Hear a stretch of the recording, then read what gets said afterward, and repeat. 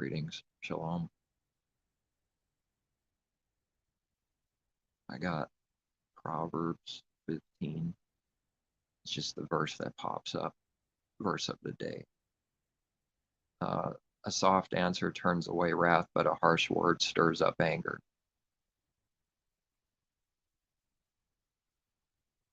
I'm going to see what else is right there in Proverbs.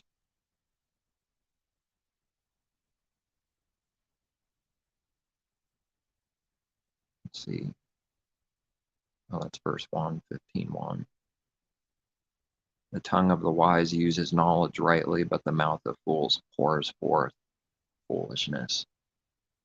The eyes of Jehovah are in every place, keeping watch on the evil and the good. What's the enemy do? The same thing, but not doing what those words mean.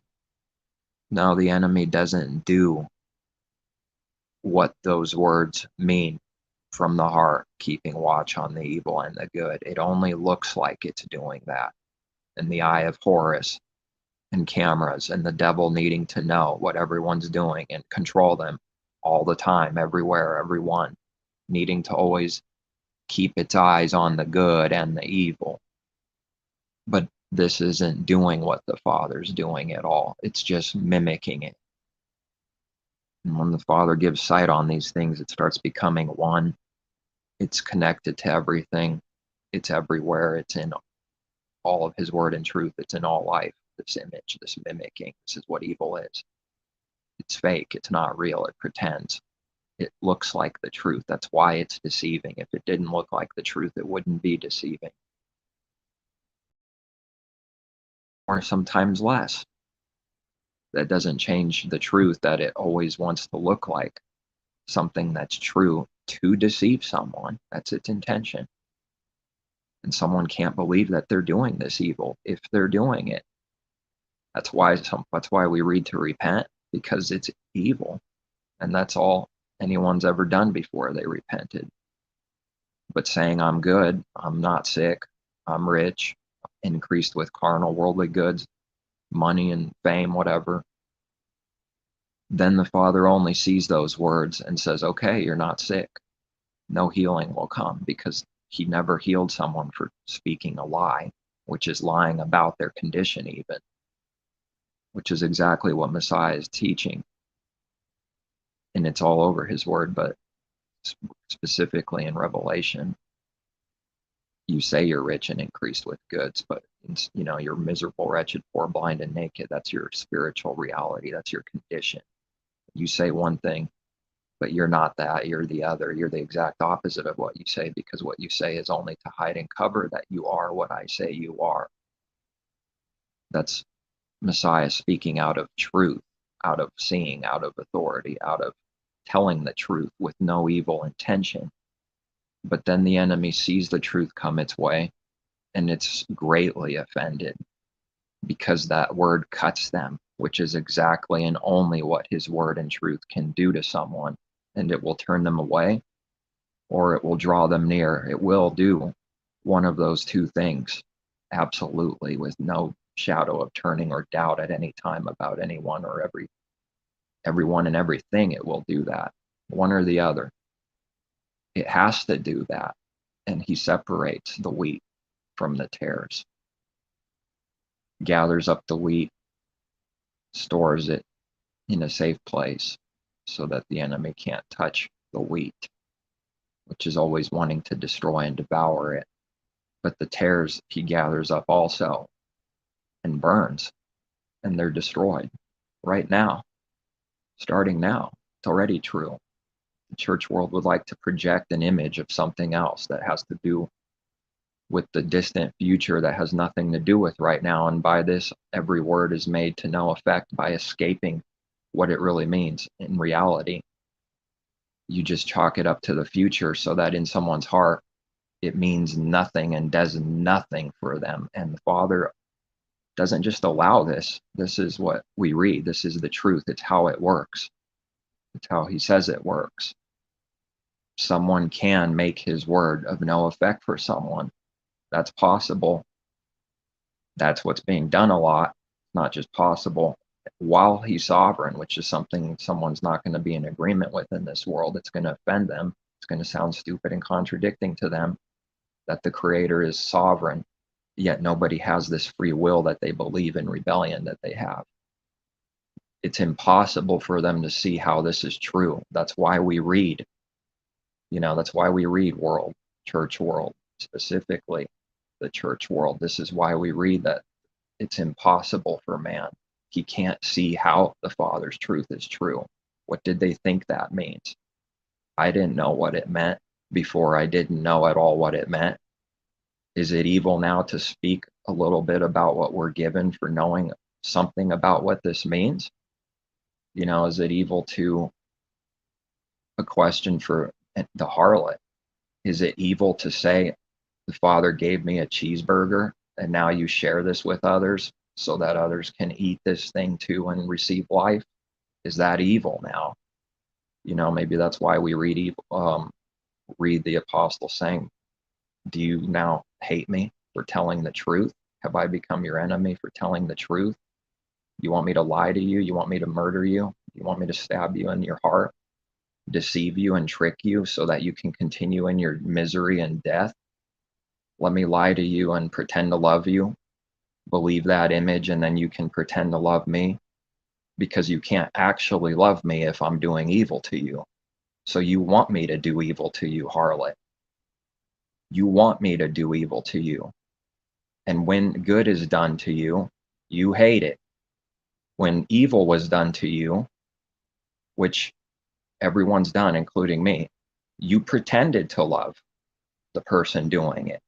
But when the Father starts turning someone around and you're starting to do his good works towards the same people, all of a sudden they hate the evil or the good that he's given you to do. What does this prove? That they only pretended to love you as long as you do evil, because they want you to do evil. This is not shallow.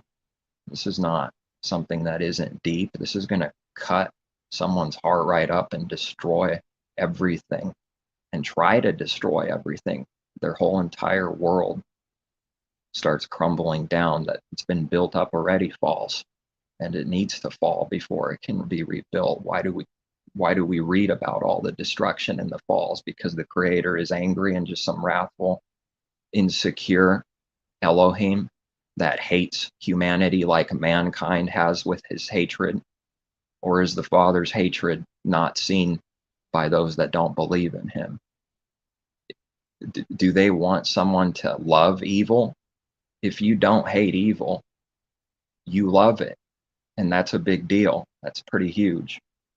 And this applies to everyone, including myself. If I don't hate evil and what it really is, more and more like the Father gives out of his Spirit, not because we're mighty and strong. We can't hate evil unless we seek to do his will and ask for these things, unless his gift is given to someone to start with. Otherwise, how will they see what they're doing? Since when in his word and truth does it mean when someone is blind that they can see a little bit? And I bring this up, and I've brought it up before, I think many times, because it's huge. The smallest little details are huge. Through it, someone deceives someone and tricks them through that little bit of deceit, through that little bit of twisted false definition for something like blind actually secretly means you can see a little. No, it does not. And if someone can prove in his word where blind means you can see, please do prove it, because that's a command for any believer that claims to believe in him. Prove and test all things is a command from above, and not a command through control, through pride, from self controlling someone. Even the commands are not to be seen and understood carnally, as someone would already see in unbelief and think they know what that command means. It's not seen out of controlling someone like a, spiritual psychopath that just wants to hate and control someone, which is what this world is. It's diseased, it's drunk, it's swaying back and forth, not having a clue what it's doing. It contradicts itself all the time. and condemns itself all the time for the very things it says. It does itself. For whatever it judges, it does. And that's why the measure is given back to someone exactly how they measured. So then judgment comes on someone. It gets worse. It would be better if someone did absolutely nothing than to do evil. That's why Messiah says this. If someone measures something out and makes a wicked judgment, hypocritical judgment, something's going to come back exactly as they put out and measured in their life. It's going to come back on them, and it's going to prove that they are exactly what they accuse, but they won't see it and acknowledge it. But it's being proven every day, every year in someone's life. The Father is utterly proving, and it's going to be seen someday, and they will see it. Every single year, every hypocritical judgment, every one with no fail that someone ever did, came back on them and proved that they do exactly what they accuse. And it's leaving behind a trail of proof in someone's life right now already. It's already proven. Being blind is not being able to see this. That's one of the reasons what blind means. Being blind, as we read in Scripture, they have eyes but cannot see. Isaiah quoted by Messiah, because those words are always true. They have eyes but cannot see what? They can't see the works they do, that they are exactly what they accuse, which is everyone. That's the natural man. That's Adam. He's in death. He's a fool. He doesn't know anything. He thinks he does. So Adam needs to die and deny himself. And then there's those that have to hate themselves because of sin. And then there's the good hate for self, keeping Messiah's words, hate your soul and everybody else's. Hate your mother, father, brother, sister, relatives, wife, yes, and even your own soul, or else you have nothing to do with me. This hate is hating the old man in denial of self along with the truth. Not loving self, not loving who and what the old man is, which needs to be denied and put to death. And if someone's doing this, then they can love themselves, meaning out of no selfishness. It's the Father's life that's love, the new man. That is good to love. There is no selfishness in what's given freely. It's not prideful. Denying self is not prideful, harlot. How is denying self to do the Father's will prideful when it has nothing to do with doing your own ways, which is self's ways? It believes the good is evil. It believes denial of self is pride and evil. It believes that in its heart already, right now. It already believes that. And only the works will prove whether these words are true or not. All day long, it will deny it. Just like all the Pharisees denied everything Messiah said and couldn't believe in him at all. Nobody could unless it's given. They had to believe he's evil and prideful in every selfish, evil way possible. That's what they believed in their heart. They had to, because they're blind and they are that themselves. Whatever is enmity against truth, it hates it when it sees it. It can't love it. Otherwise, it wouldn't be called enmity, which is real. That means there's more than just a disagreement. These two have nothing to do with each other. It's enmity. It's two magnets opposing each other or attracting. And enmity is opposing. It's not going to be an agreement or want to be joined together. If it tries to join together, what cannot be? More judgment will come on someone for trying, because you can't do it. No one can do it. No one can join together good and evil. He won't allow it. More judgment and separation, destruction will come on someone for trying. And the more this world tries to make all the sin that it's in, that's waxing carnally worse and worse, the more it tries to say this is okay and bring it together, the closer it is to its utter final destruction, which is exactly what this world is insanely doing, fulfilling prophecy. And it won't be able to stop it. And it can prophesy through the devil in music, in this and that. And it's no secret that the words are being said, the end, the destruction, because it's speaking out of who and what it is, which is misery, death, and destruction, and it loves it and wants it to come. And if it comes, then it's going to hate it. It's contradicting and sick and blind like that. Its works prove that it wants it to come by continuing to sin, by continuing to do evil, by continuing to love the world, everything in it, and love money, and use people like merchandise for self-gain. The very people that say and act like they're some kind of prophet takes nothing to see to speak out of what you are, which is death and destruction. It doesn't take any wisdom to say, a bunch of evil is happening. I do evil. This is evil, because all it is evil and can only see evil. It's blind. Therefore, a blind person can look like they prophesy. It doesn't know what prophecy is. It thinks prophecy is just some carnal natural, the natural first, saying something and then it comes true, literally, carnally. And then someone will make sure it comes true because they're no prophet, because no prophet ever prophesied for himself. That's a gift too.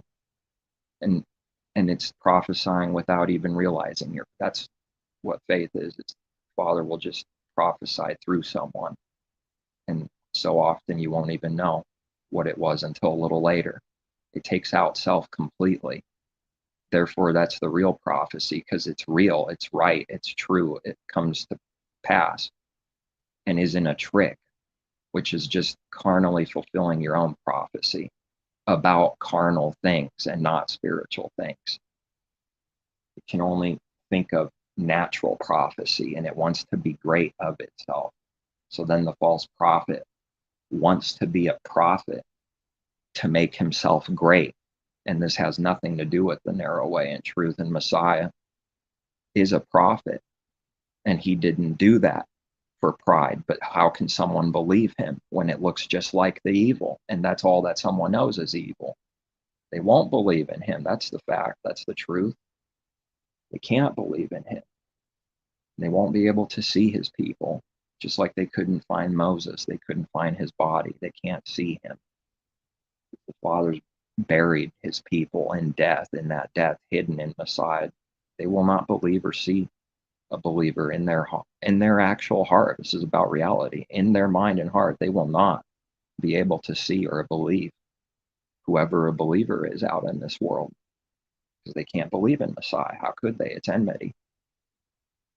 But it will believe in someone that comes in their own name, meaning they come out of self, a lying prophet and hypocrite, always. They come in their own name, which means nothing to do with the Father. It comes from itself, for itself, by itself. And it prophesies from its own self.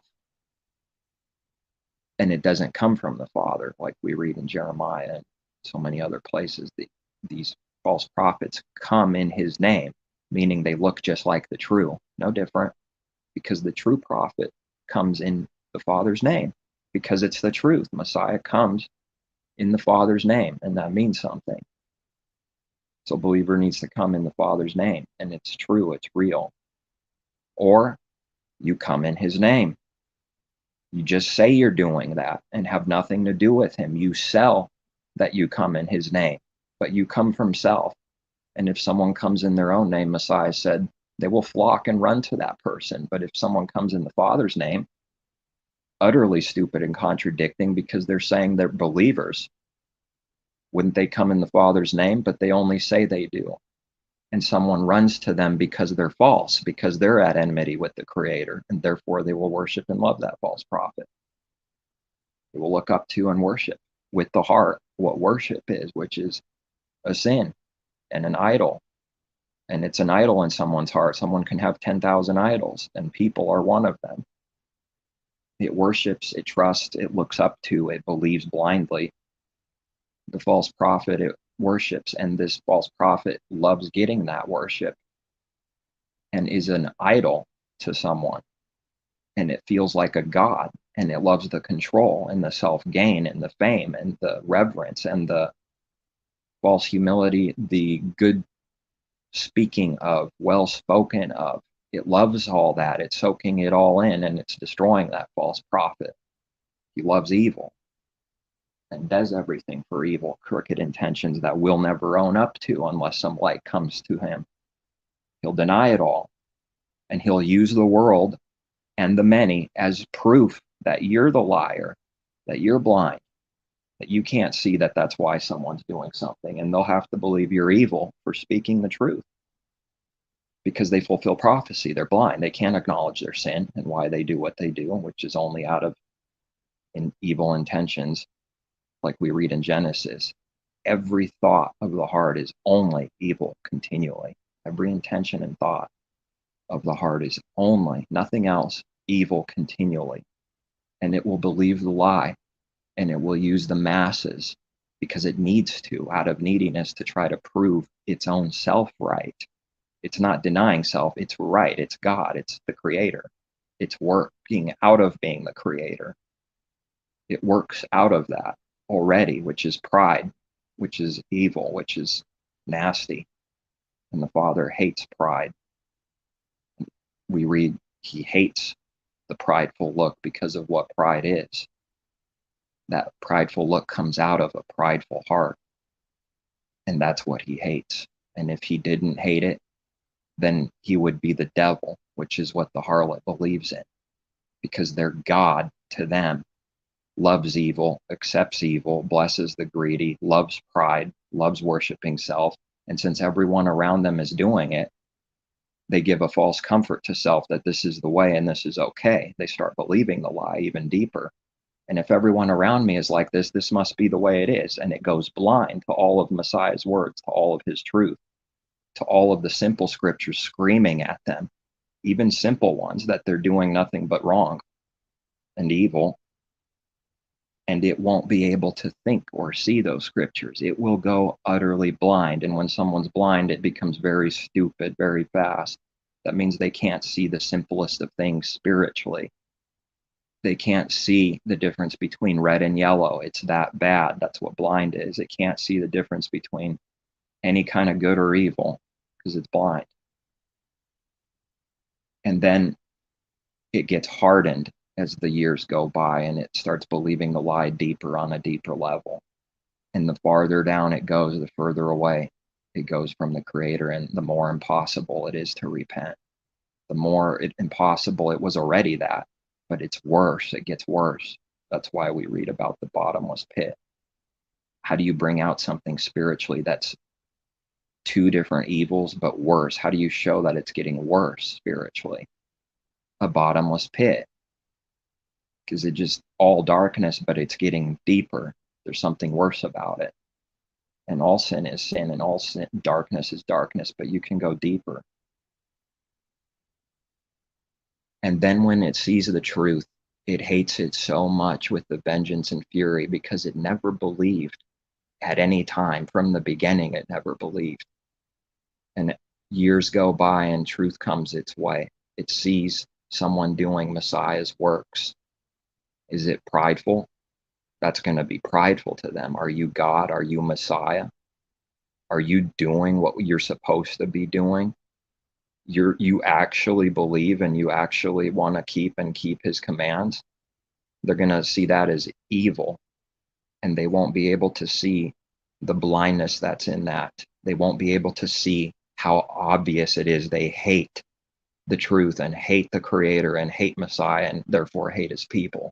They won't be able to see even that, because when someone does even more evil, the Father blinds them even more, and they just get worse right in the moment. Someone will get worse and blinder. They will not be able to see that they hate the truth at all. They won't be able to see all the different things firing in a believer's mind, seeing them, seeing the works and scriptures coming up that they fulfill for evil and fulfill prophecy, therefore showing the Father's power through the darkness and evil, showing his power and that he's true always, that he doesn't lie. And because of all this evil happening, that's a way that he can show his people, and eventually all, that he's true and doesn't lie, because you start seeing all the things that never are broken. You start seeing the judgment that always comes perfectly, never fails, always right. And start seeing that someone can't do anything other than whatever he's taught you. If it's something true, then it's never wrong. You see that it's never wrong. He proves it. They shall all be taught by Elohim, Messiah taught. So when someone says it's evil to claim that you're taught by the Father, it's pretty obvious who they are. It's Messiah's words that they claim to believe in. Who's the they? Anyone that believes in him. And if not, they need to prove otherwise. What do they say it means? They shall all be taught by Elohim. Speaking out of knowing, speaking out of receiving from the Father himself first. The Father taught Messiah. Who else taught him? Man? Blind man? How can a blind person guide someone? How can they teach someone anything? And yet even the teaching through people, it's the Father that ends up adding the increase. And if someone receives something, it's because he ultimately did it and not any one person at all. But he works through people, works through his people. And if someone receives something because of truth they're hearing, then there can be some kind of blessing because truth is given. And then someone receives it, then he can say, this is good. And now I'll reward someone for this good. And someone can receive something because it's coming out of good and truth from him. But if someone's lying and doing evil, that person cannot receive any good or truth from the false person lying and doing evil. It never can happen, and it doesn't happen, but they will believe it does. And that's what makes it difficult. One of the reasons, and frustrating, is because you have to see that someone is blind and see that they believe the lie, and you have to accept it, let it be, and not attack it and do evil now because of it. Just separate and go away. If someone cannot hear, then that's it. And no evil, hypocritical judgment can be done back. That's why Messiah says, I condemn no man. I don't condemn anyone. He doesn't do what that is in the heart, and he judges no one. Meaning not this evil condemnation, hypocritical judgment. He doesn't judge like that. He doesn't judge anyone like that. He speaks the truth. And if you don't like it and cannot hear it and hate it, that's it. Moves on. That person, for whatever reason, the Father knows perfectly, just will not believe. It's just not given. And that is understood by Messiah, and his people need to understand that. And that's it. Shake the feet, dust off your feet, and move on. Testify against that place. Judgment will come on them. And then we have to see that his judgment is true and that it comes on someone. No one's going to like that in rebellion, because this is utter authority, utter power and truth, undeniable power and truth that someone wants to bury their head in the sand and not see at all, because it's still enmity towards the Father. The carnal mind is enmity towards the Father. It already is. That means it cannot love anything that's good and true. Whatever is good and true for real, it cannot and does not love already. It's already true. That's what the carnal mind is. And someone that is so blind that they believe the apostle is an anti-Messiah. They're so blind they can't see any of these words and what it means, and that he's teaching as Messiah taught. What is a disciple other than teaching what Messiah taught? You think that's prideful and wicked to teach the same truth Messiah taught, to be given and then freely give back, and that's how it works? Yes, they will think that that's evil. Denial of self is evil to the prideful, because it thinks it stands. It's just a house that looks like it's standing. It's not standing. It's falling, and it will fall. It never stands. It's a lie and a short little delusion to believe it's standing, and it looks like it stands for a little while, but it doesn't. It's a trick. It doesn't stand in that there is no life or blessing through that. The lie and trick is believing that it's standing because it looks like it. It's not actually standing, even though it looks like it. and it's going to fall and look like it falls anyways. Even though it never stood, it will look like it falls because it does fall. It's going to have to look like it falls so that someone can finally see that it never stood from the beginning. And if it's going to fall, absolutely at some point, that means it never stood. Never stood. It never stood in the truth and never stood the test of Father's truth and time. But if something does remain, that means it always stood from the beginning because it remains.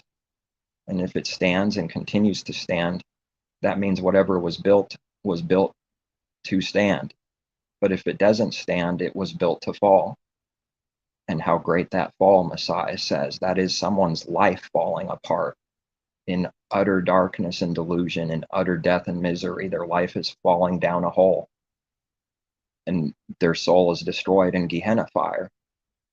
Now, starting now, they're going to have to see that someday, that they never stood, that everything they did was no good, that every intention from the heart was only evil, as they can read continually, as if the Father's going to be proven wrong about somebody someday. How? Who's going to prove the Creator wrong? The little rebellious clay? What can the clay do to the potter? Can it even say, why did you make me this way? No, it can't do that. It doesn't believe that at all. It doesn't have anyone above it because it's in a delusion and thinks that it is the one that's above and the Creator walking on rubies in its own mind. And it's going to be set up to fall because all that are prideful must fall, will fall, and will be humbled. And you can't humble someone by torturing them in fire forever with no end. That's not going to humble someone. That's going to make them hate you, because if you do evil to someone, they have to hate you, even if they hide it. Even if they hide it well, they hate you in your heart if you do evil to them. But here's the contradiction and the judgment and punishment for sin. If you do good to someone, they'll hate you. Those in and of the world cannot love you. They'll hate you for doing evil to them, and they'll hate you for doing good to them. Now that's blind and stupid, contradicting, and it's a punishment for that person. He's not able to love anything as a punishment. Not able. There's no way allowed. Nothing they can do about it. They can sit, scream, wish it weren't true. They can lie to themselves some more and go, no, I don't hear it. I don't hear it. Blah, blah, blah, blah, blah, blah, blah, blah, blah, blah, blah. You know, someone can do that, and the truth is true anyways. Their heart cannot love anything that's good. It can't love anything. It just tears down everything like a bulldozer. Just get out of my way and destroy everything and everyone, and try to destroy everything and everyone around it while saying they love those people and saying, I never meant that for you. Yes, you did. Hello? You left all the works already behind. You did that already. You can say you didn't do that now and be God Almighty, Elohim Almighty, and just change your reality. Change the words real quick. I spoke and so it was. I'm the Creator. I changed my words, therefore I changed my reality and works that I already did. I spoke and said, let there light be, and light was. I am the Creator. Because I say so, whatever I say is true and becomes true because I say so. That's pride. That's being a God in someone's own mind. Only the Creator can do that and say that, because he is the Creator. He's not lying. And he has the power that man has nothing of. But when man does this, he's acting as if he's the Creator. He's working out of that. Let me just change the words and say, I didn't do it. I didn't do it. Because I say I didn't do it, it means I didn't. Because I said so. That's it. That's what someone will do when they're caught in sin. What someone does when the beast is caught in the cage, in the darkness and trapped. What the bird does when it's caught in the net. I didn't do it. And it's caught in the net. It's caught for a reason, because it's guilty. What do you mean you didn't do it? So then that's what someone's going to say in this world. They didn't do it. If it's whatever sin it really is from the heart, they didn't do it. They won't acknowledge it. How can darkness acknowledge light? It runs from the light. It hides from the light. It's working out of always hiding from the light. Everything it does is connected to running away from the Father's light and his truth and trying to hide from it. And they don't want to believe that that's what they're working out of already. They won't believe that they're Adam and Eve. Everything they do is out of running to the sticks and hiding from him, trying to cover their nakedness, which is their sin, which is their rebellion. Where are you, Adam? And someone will say the Father doesn't know where he is. Such carnal, blind nonsense, as if they're the creator judging his word. That's for them to learn what that means and deny themselves and ask for the understanding. Instead, they stand on top of his word and judge it. And of course, nobody can actually do this. When someone does that, they're fools. They have no clue what they're speaking of because the creator doesn't allow someone to do that. He doesn't allow some rebellious, carnal, wrathful sinner to stand on his word and judge it as if he's the creator. He will be a fool for trying to judge it. Yes, he already is, because the Father doesn't make a way for that to be done, for receiving any kind of good for doing evil. He guards the way with the spinning sword. He guards it. That person has to die and deny themselves and be cut up by his word in order to receive the actual blessings that someone looks like they want. They only make an image and look like they want it. They don't want that if they're doing evil. They just look like they want it. Then they'll believe that that's what they want when they only want evil. This is deception. This is delusion. And he sends a strong delusion to anyone without partiality that does not love the truth. And that's why someone should fear him. Do they hate the truth? Do they hate the creator and want to hide and run from him and only do evil? Then that person will believe, and already does believe, the lie. They won't believe that, will they? Someone's going to have to be at the splitting point of the road. Which way does it go? I think we read something about this right at the fork. This way, someone, false prophet, is standing there already to deceive you and lure you in. This is the way. This is the way. They'll be there. You can count on it. That temptation will always be there. It's never going to go away. Someone has to overcome it, and it's not going to go away. But something does get better, though. For those that believe, it gets better, and you can crush that temptation if he gives to you. Someone asks and acknowledges the temptation. If they don't, then they already fell for it, because they will have no power given to overcome it. And that false prophet will be standing at the fork, doing whatever necessary to lure you in. It wants you to be in its destruction. It loves seeing someone do what it does for evil. It gets off on it. It thinks it saves its life, and it's only destroying itself further and others. Nobody that did evil ever saved someone's life. They're talking about carnality and delusion and worldly things that have nothing to do with spiritual things and the truth. They're talking out of the natural understanding, which is the serpent wisdom of the world, which is foolishness. Everything we can read, these words, the wisdom of this world is made foolishness. It's already foolishness. He made it to be. Why would someone want to go a foolish way? Well, that's a lot of blinding and rebellion to be exposed, proving how crooked someone's heart is, that they want all of this foolishness, death, and misery and evil ways. They want it. By their works, they prove they want it. By the fruit and work, someone can be known. No other way, because people lie all the time. It's all they do. They practice lies and get good at it, like we read in Revelation. Practice it and they get good. Therefore, only the works can be looked at, because no one can fake the works. The words can be believed if the works line up only. But if the works don't line up with someone's words, they're a liar.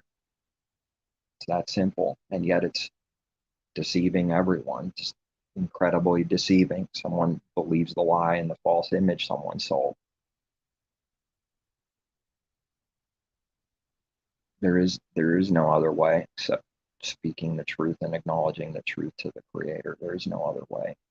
Someone will continue to be stuck in whatever they're stuck in, as long as they don't acknowledge the truth and as long as they continue to do evil. Never acknowledge it. Therefore, someone in unbelief never has anything to ask of the Father. It only has things to ask like, give me more money, damn it. Give me, God, please take me out of what I am. I'm poor. I have everything I need, but I'm poor and I need more. Well, that's part of the judgment. You always will be in that condition, no matter how much you gain, worldly gain, and people won't want to believe it. They can believe the lie and pretend that the Father's judgment and his word is a lie, always trying to make him look like a liar. The devil always making the Father look like a liar and a thief, always, never stopping, never ceasing, doing evil. But in reality, that person's heart will never be content with what it has. It will always need more than it did yesterday, even though it receives more. It will need even more for receiving more. It's a punishment. It's a trap. And he gives someone what they want, what they think they want, what they think they chose, and they end up receiving what they think they want and think they chose as a judgment, as a punishment. Then they even think they chose that, but it's a delusion given to someone for their rebellion, for their sin. And they'll even believe the lie that they chose it.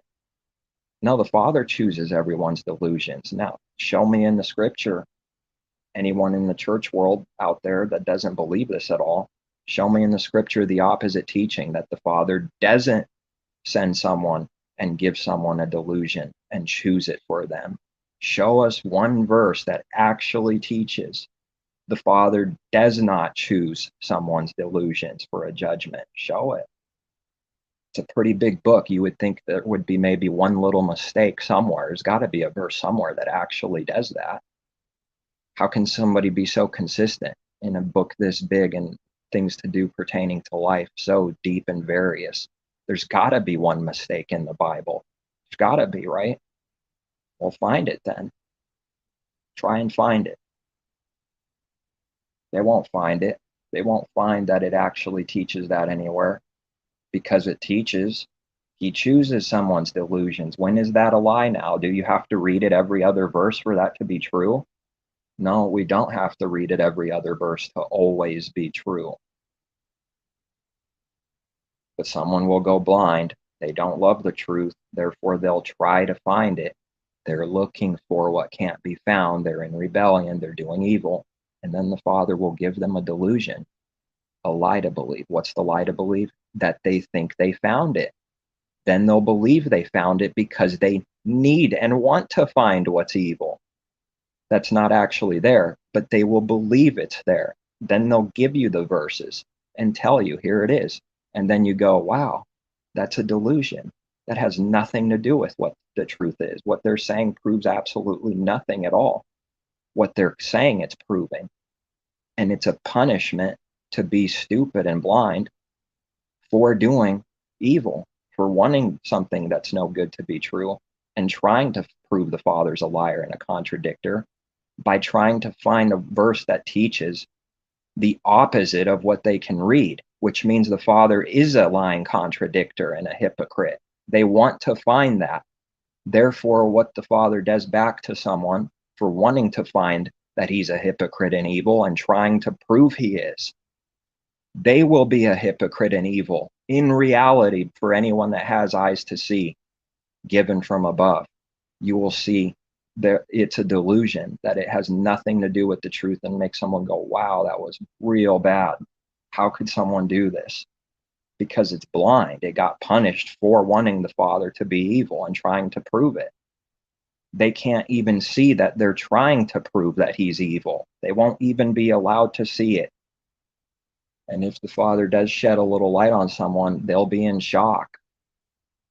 They'll be on their knees at some point. It's just a matter of time, and they'll be in tears. And it's just a matter of time because of how evil it really is. They can never solve it. How much vengeance, fury, and hatred someone sees they had for others. They never saw it. And when they do see a little bit of it, that's just the beginning. That's just the very beginning. That's not even close to what someone needs to see.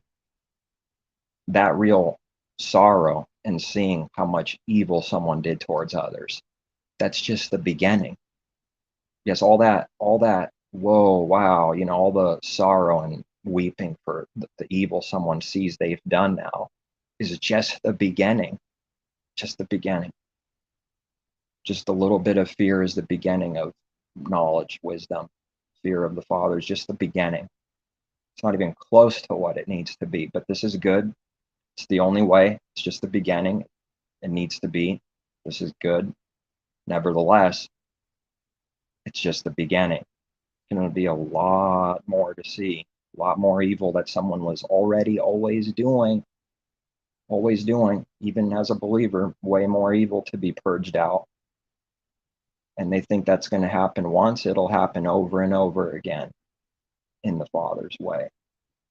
It'll happen over and over again that someone sees the evil they did and can't believe it.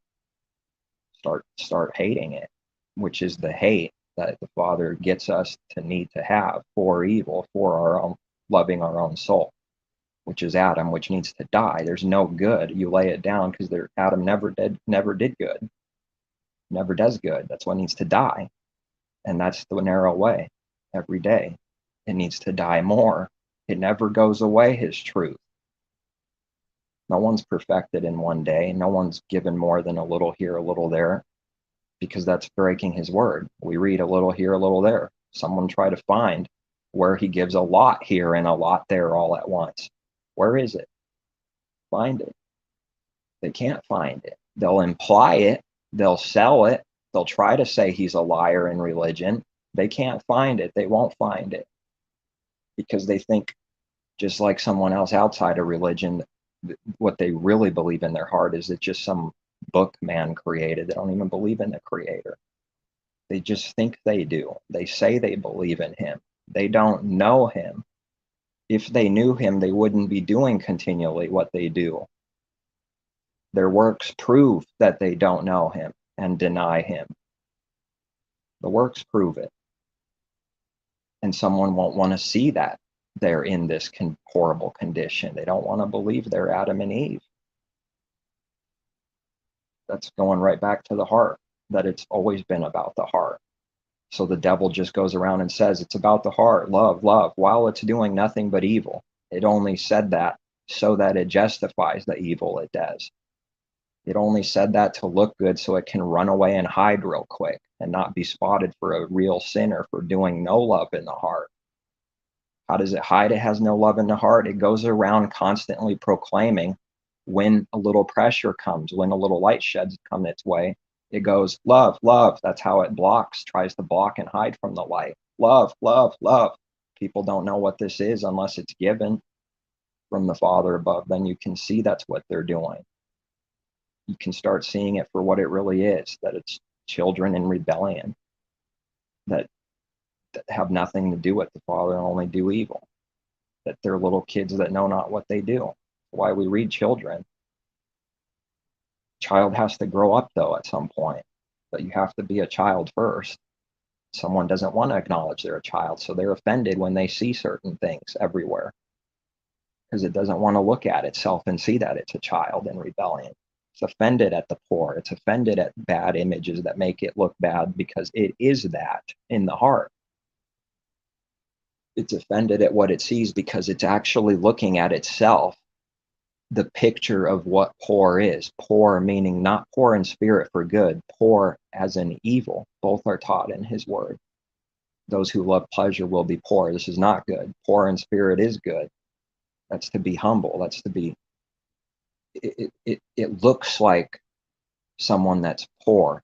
It's just a picture, but to be poor in spirit is to actually be that in reality, regardless of what's around you, regardless of carnal possessions and other things and things other people have.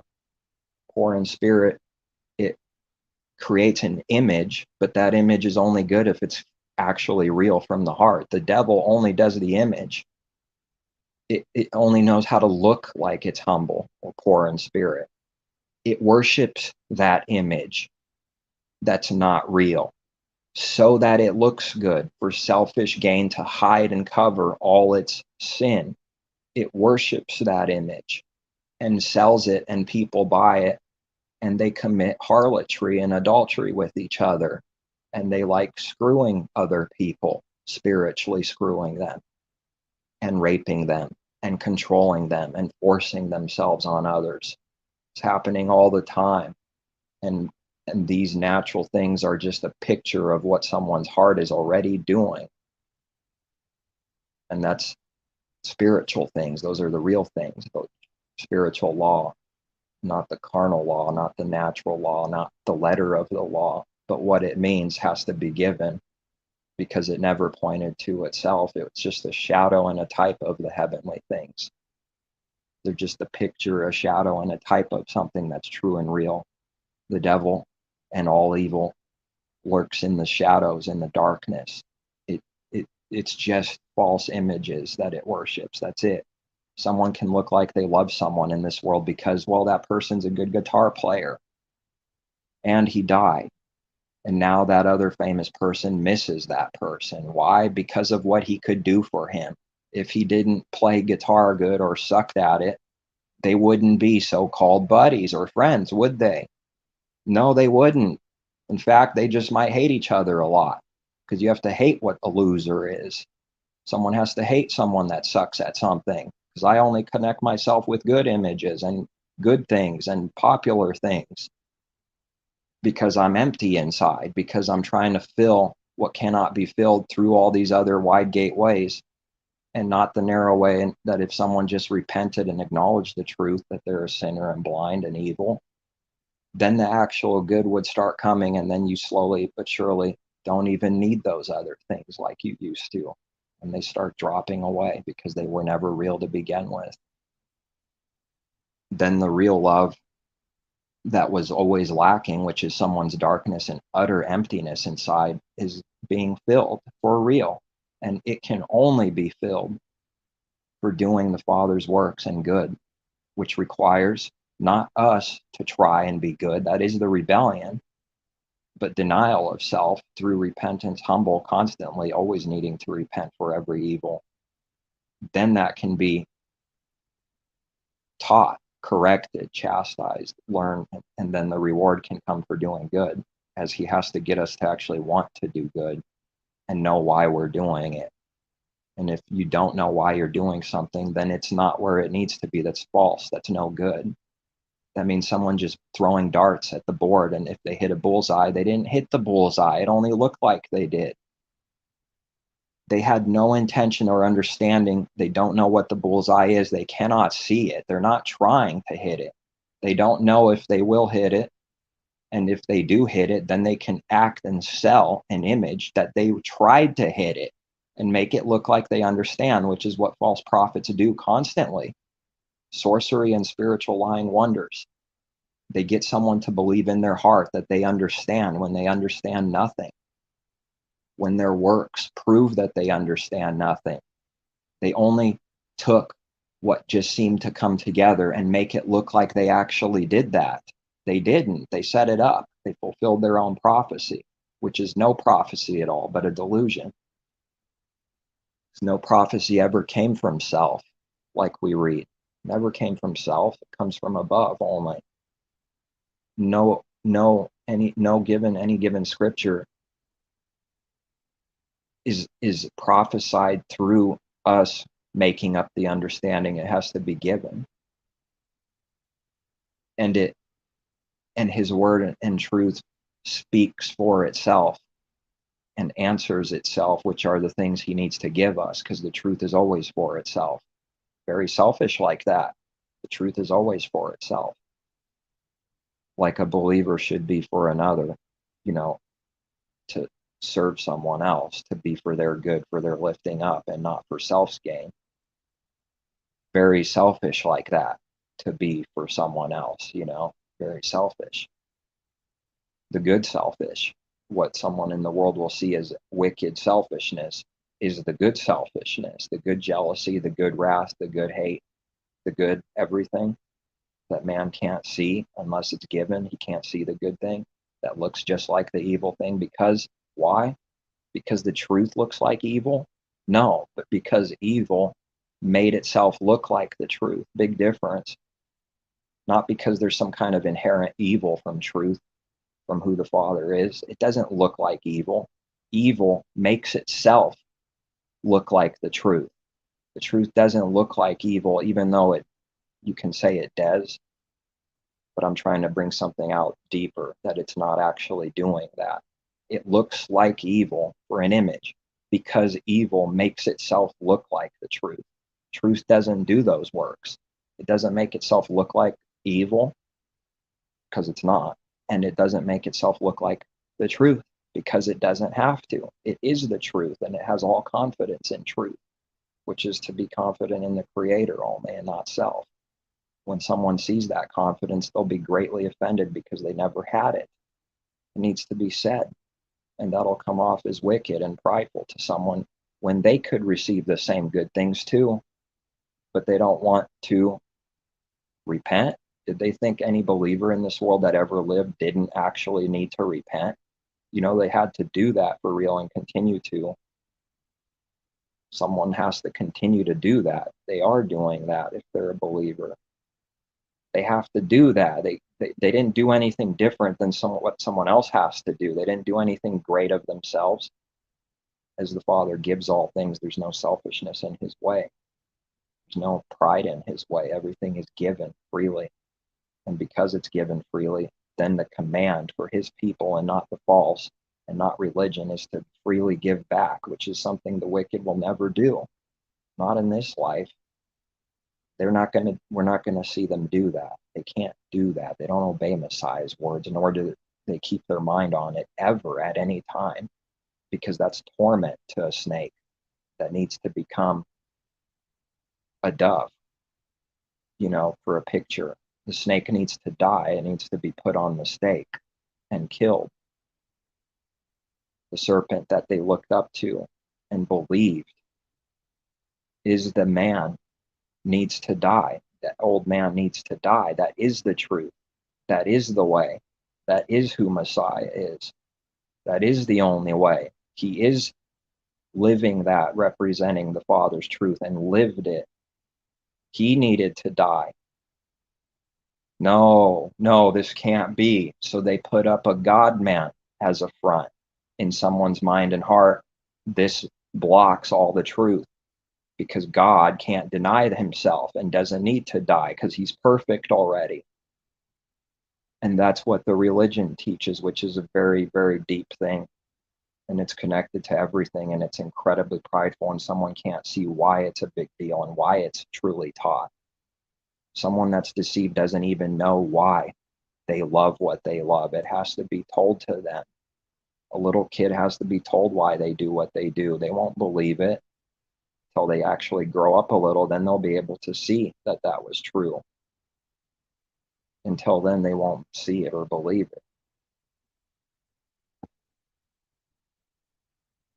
They don't believe in the true Messiah, the truth, the way, the life, through Messiah, only in him, what he means, who he is, believing in him, what the Father says is the only way, which is belief in him, the true Messiah, not false.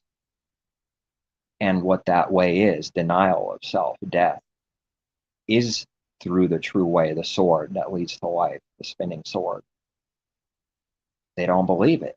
It requires denial of self. Do they think Messiah didn't do that? What can they read? The Father didn't set an example through the firstborn of the spiritual dead, and not the firstborn naturally like Adam, but the firstborn ever in all of creation, Messiah, the first spiritual born from the dead. They think that Messiah didn't live this life first as an example, as a spiritual example, in all the works that need to be learned and done. He lived it already. It's what we read. He lived it already. They don't believe it. They don't believe what this means or want to believe what it means. And that's a crooked heart that doesn't even want to go there. It doesn't even want to go there. It proves the crooked heart and deceitful heart. It doesn't want to believe any of it. It don't want to believe in the true Messiah, so it takes comfort in the anti-Messiah spirit that was working back then and has always been working. The mystery of lawlessness is not knowing what it is. Otherwise, why is it called a mystery? Does the Father lie? When he says mystery, it means people don't know. That's a mystery, and the good way is a mystery. It's a mystery. The narrow way is a mystery. The kingdom of heaven is a mystery in people's heart for real. And the way of sin and death is mystery, because they never cease doing evil. How is it they understand? It's a mystery to someone. They don't see a way for doing good in their own mind and heart. Those are the ways that are given, which is a literal miracle. It's a spiritual miracle. It's not a natural miracle. It's a miracle. But the carnal mind doesn't see that as a miracle, because it only can see a natural miracle as a miracle. It can only see the Red Sea being split as a miracle. And that was only types to teach the true thing. That isn't the real thing, even though he could do that. That isn't the truth. That's not going to do anything for someone. It's not going to change their heart. That doesn't, making a literal way possible, literally, doesn't make a way possible in someone's heart to do good. It can't do that. That's why Messiah says those that want from their heart, they want signs. They need to see that. That's an adulterous and wicked generation that seeks after a carnal sign, adding a little to what it means, not adding to what, not adding literally, not adding to what it means. That's what it means. Carnal. To want to see a carnal sign is an adulterous, spiritual adulterous generation. That's what they want. And they got signs and they still didn't believe, meaning they never believed their own words. They want to see a sign. How blind is this? And that's all they saw, is Messiah giving them signs, not because they wanted it, but because the Father did it through Messiah for good reasons and intentions, and to show something and prove something also, but not because some carnal man begged for it, as if the little man is a creator. Not like that, through pride and insecurity. And they got signs and they didn't believe them. What does that prove when they say, I want to see signs? They do, but they don't. They're lost. They're in contradicting confusion. It destroys itself. It's hypocritical. It doesn't make sense. It's not supposed to make sense. It doesn't make sense. It's contradicting. They only look like they want to see signs. When they see real signs, they didn't believe it. They didn't believe it. And so won't anybody in and of the world. When they see real spiritual signs, they won't believe it. They'll act like they don't exist. It bounces off of them like a rubber ball bounces off a wall. And the word that was given and the little sign and miracle that was shown, poof, it's gone. A bird plucks it and they fulfill Messiah's words. That takes the seed, the word, away from them. They fulfill that. We watch it happen over and over again, and have to bear that, have to put that load on your back and carry it. You have to know that's happening. It's a lot of weight, but no one can walk. No one can carry what they can't carry. So the Father doesn't make them carry what they can't. He has to build someone up. Nevertheless, they will have to walk it, though. They will have to carry that weight, but he just won't make it more than someone can bear for real. There is a burden and a weight to carry, but it's not a heavy yoke and burden. It's never out of a wicked heart and wicked intentions. It's never out of controlling someone and trying to get them to do what they can't do, but gently guiding and leading and building a believer up so that they can, here's another 5 pounds. Get used to it, and then I'll give you another 5 pounds. And when you get used to that, I'll give you more. It's not going to go away. It's always going to seem like it's difficult, because there is no other way. And if someone wants to find a way that's easy, they won't, because that wide gate is all death, and it's going to be hard in that it's all death. They'll think it's easy, but they'll be punished for trying to find a way that isn't possible, meaning they believe in their heart the Father's a liar. They believe there is another way in their heart that's easy, and there isn't. meaning they actually believe the Father is a liar and don't believe in him at all. They'll never say that in religion. They'll never tell you that. But if someone can see the works, they'll prove it. They'll prove it with their works that they believe the Father's a liar, that they don't actually believe in him. They only say they do. Otherwise, why do we read Messiah carried a stake on his back? Because we don't have to? Do they want all the verses that show us we have to? But it's not going to be dumped on you in any kind of evil way, like what man is doing with his heart, always putting heavy yokes and burdens on someone constantly. That's all that he's ever done. He can't see that that's all he's ever done until he sees what heavy yoke and burden actually means for what it is, and then to see what it's not. Then someone can see a little bit of what someone is doing and always has been. They want you to do the impossible constantly because that'll make you be destroyed. That's to be sure that you can't do any good. It's to be sure to be in sin, that you'll continue in sin. That's what someone wants you to do, sin. That's what they want you to do. That's what your friend wants you to do that doesn't believe. They want to take you down, and they will if you don't separate from them. And they'll hate you for separating, just like they hated Messiah, no different. And someone can expect that. And if they try to find another way where you can be loved by all and think you're still set apart and separating, that person will be in utter death and delusion. There is no way. They're in darkness, and it's getting worse. And the sun is setting on the false prophets, like we read. There is no light in them. There's no truth in them. The word is not in them because they're trying to find another way, because they're in rebellion. They don't believe the truth. They think they can have their foot on the water and on the sand and split the two and become lukewarm and have both. No, there is no way for that. Part of the judgment and punishment is believing that that is possible. So you have to bear to see and know that someone believes in their prideful mind that it's possible. You have to live with that, knowing that they believe the lie is true and prideful about it, angry and wrathful about it, and walking away in pride with the chin held high. You have to deal with that, knowing that that's what they're doing, that they believe a lie and believe you're a liar and evil for speaking truth. That's part of the weight on the back. It's part of carrying the sins worlds on someone's back. You have to see those sins and carry them, and that means something. That means something. Used and abused, that's what is coming.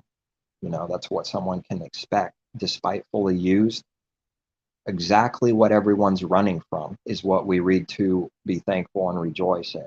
When they despitefully use you, then rejoice. For in Messiah's namesake, this is what must happen. This is what happened to him. This is what will happen. It has to happen. Don't invite friends, rich neighbors, family, relatives. Those are Messiah's words too. Who's asking what that means? Does someone in religion even care at all what that means? How could they care for what they break every day? They can't stand that. They don't want to hear what they break. They don't want to hear that they sin and never follow and never believe those words at all at any time. They want to believe that they're keeping them somehow while they break it. They want to believe lukewarm is the way, and that's the most disgusting thing. That's why Messiah vomits the lukewarm out, because it's literally disgusting. It's spiritually disgusting. It's the grossest thing. If someone can see why it's gross, then they'll understand why Messiah is puking, why we read that. It's something like puking for something being gross, but it's like that spiritually. It's a spiritual puke.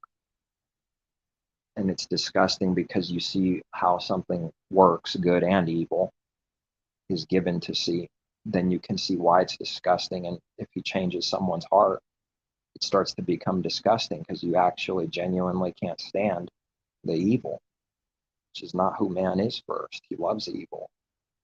He's not disgusted by evil. All day long, he's a false prophet that makes himself look like he hates evil in this world. No, he does not.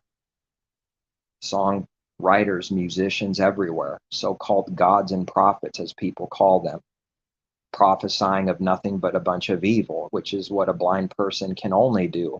And anybody that's blind can do that because they're just speaking from out of who and what they are. It's all utter hypocrisy. Whatever they say, they are themselves. Whatever some famous person jamming to a song with lyrics they wrote, they are a hypocrite. They do exactly what they make a show for that they hate. They do. And they prove it every day for all the love and attention that they constantly want in the worship of their image. An utter hypocrite and total hypocrisy. They work out of what they pretend to hate. And that's why they do what they do, is to try to hide that they're exactly that. That's why they sing and make it look like they hate some kind of evil, because they're trying to hide that that's what they are. That's why they do it. And they make a lot of money doing that, which is more proof that they're doing evil, because the truth can't be sold or bought carnally from people in this world. Truth can't be sold. Someone's making money for speaking some kind of so-called truth. It's not truth. They're doing evil, and their heart's intention is no good. And it's an abomination to them to not love the world or any of the things in it. Their life is only loving the world, all the things in it, and thinking about what I'm going to do tomorrow with this or that, with my band, with how I'm going to get rich, with my women problems and all my sin problems. That's all it's thinking about, is the world and loving it. Then it makes itself look like a messenger of light by saying some cheap words. And when the spirit of truth comes to someone, it burns them and sets them on fire, because it exposes that everything they've done is a lie, and all that they do is in hypocrisy. And someone cannot come to the light. They hate the light because its deeds were exposed as evil, as Messiah said. Its works were always evil, which is what they're trying to hide by making it look like, by mimicking that it hates evil. No, it doesn't. Not if it's not of the Father. It cannot hate evil. It doesn't even know what it is yet. That takes a lifetime of learning what good is and what evil is, and separating the two.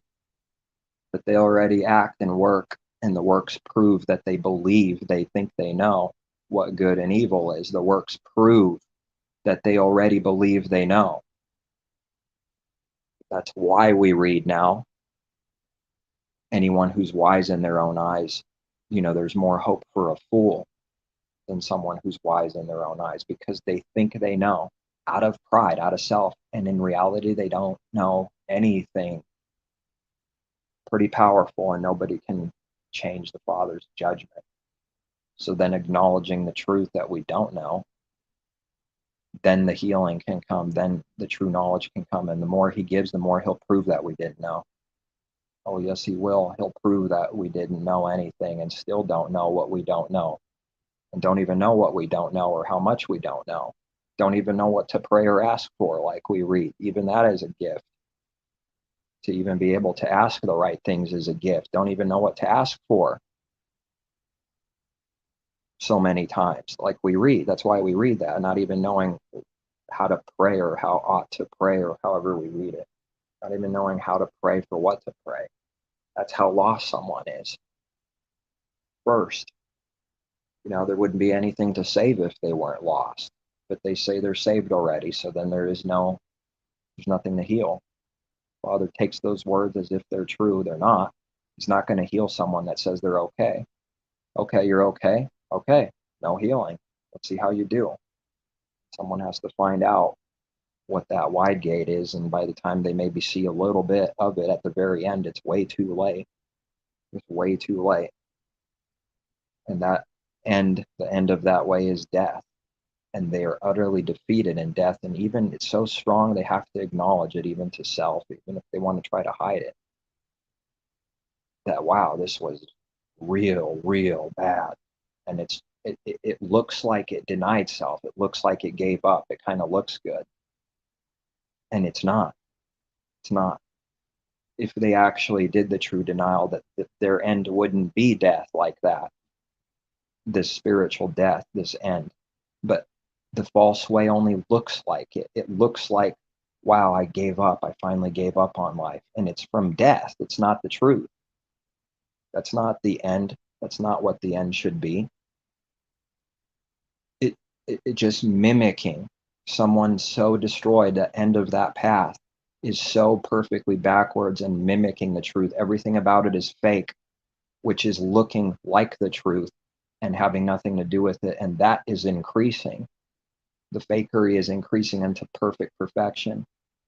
And someone just gives up on their life, and that's their end. And it kind of looks like, wow, I denied myself. No, they died. They didn't deny themselves at any time, even though it looked like it. Now, how twisted and sick is that, to be able to see this? It's not an easy thing to see. And yet it's the truth. It just looks like it. That's all it is. That's all that evil does. It only looks like the truth. That's it. It never is the truth. It never does the truth. It never works good works. It only looks like it. That is what evil is. That's all evil can be, because evil itself is not the truth. Therefore, it can never be it. It can only look like it at best. And that's very deceitful. Every day it's deceitful. Someone will believe that actual sin, whatever it's on their mind, is good and leads to life, that's going to be good. Yeah, this will be good. This will give me life. This will be great. And it just keeps on producing death, and they go down a deep deception. Very strong delusion. Fear the Creator, because he can destroy body and soul in Gehenna, something that those that are destroyed already can't understand. How could they? They'll talk about burning people alive forever in the distant future with no end. That's their definition and understanding of that. That's not what Messiah is speaking, even 1%, not even 0.01%. It has nothing to do with the truth.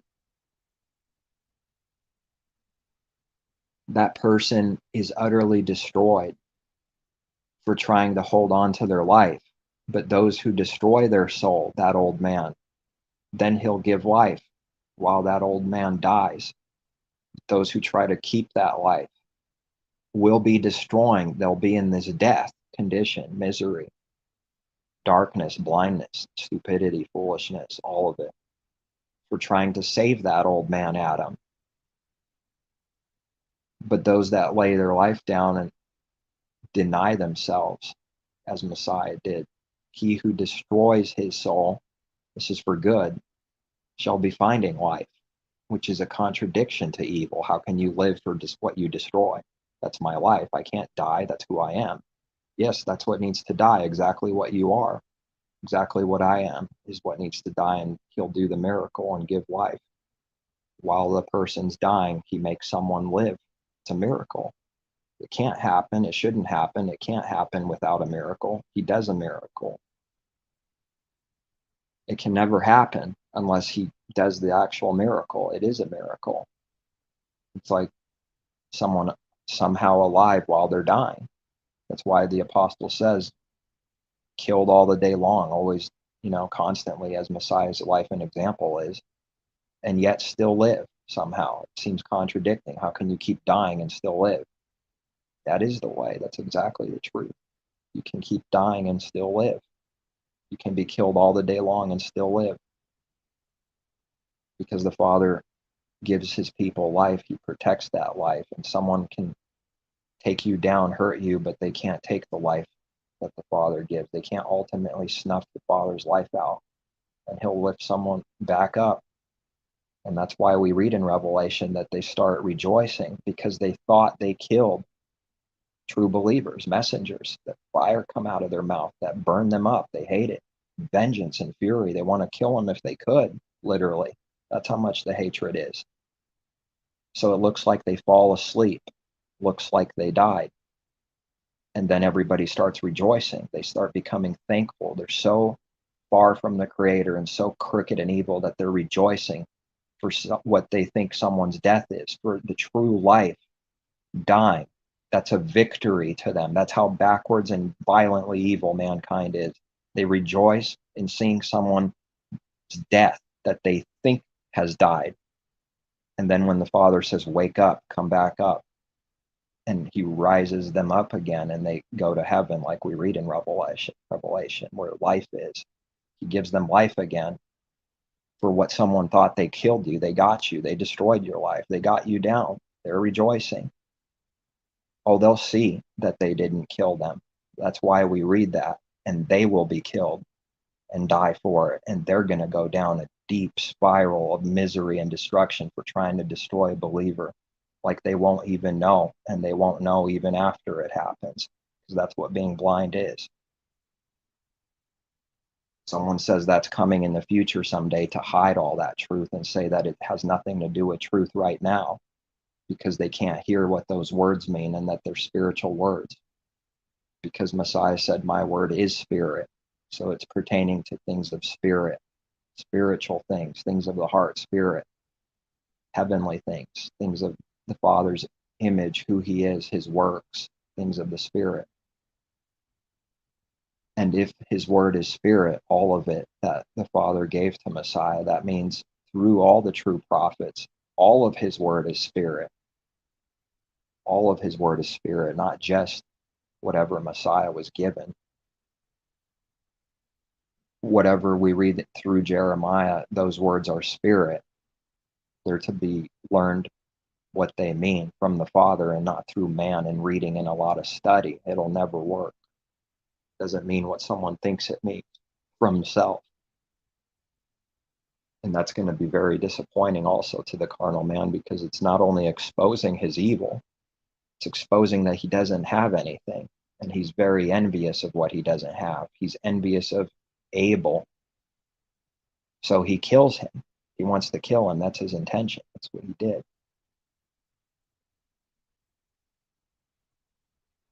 Someone thinks they're not Cain, that this isn't happening over and over again. This is about spiritual things, about life. It's already true. Someone envies what they don't have. They don't even realize what they're doing, but they're doing it. They envy the life in someone that the Father gives life to a believer. They envy what they don't have. They've been pretending to have it all their life, and they don't. They're in darkness. They just masquerade. They fulfill scripture and prophecy of themselves. It's talking about them. They never believed it. It's talking about everyone. Cain's sacrifice is no good. His offering is no good. Abel represents the good offering. He has to do what's right. What does Cain think? That Abel didn't have to do what's right? He didn't have to suffer. He didn't have to learn. He didn't have to repent.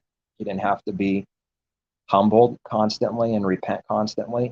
Does Cain think Abel got that the false way and not through the true way? Yes, he does want to believe and think that. He hates Cain or Abel for what Cain doesn't have. His offering is no good because his heart is no good. Sin knocks at the door, like we read powerful words, and maybe that's why we don't read that over and over again, the exact same thing, because sometimes that his word, he does that in his word. It's just like once or twice. It's special. It's powerful. It's connected to everything, but you don't read it many times. His sin knocks and lies at the door. It's always trying to enter your temple. And he says, can't you do good? Come on, do it, Cain. Can't you do good of yourself? You have to deny yourself. You can't try to do good and be good of self. So it's a mockery. It's the Father doing righteous mockery on blind mankind, the children. Will you resist it? You can do it. You can do it. Sin knocks and waits and lies at the door. You must overcome it. You can do it. If we could do it, then why is denial of self the answer? Why is Messiah the perfect example of denying self and saying, of myself, I can do nothing, which lines up perfectly with the mockery out of good intentions that this means in his word for Cain.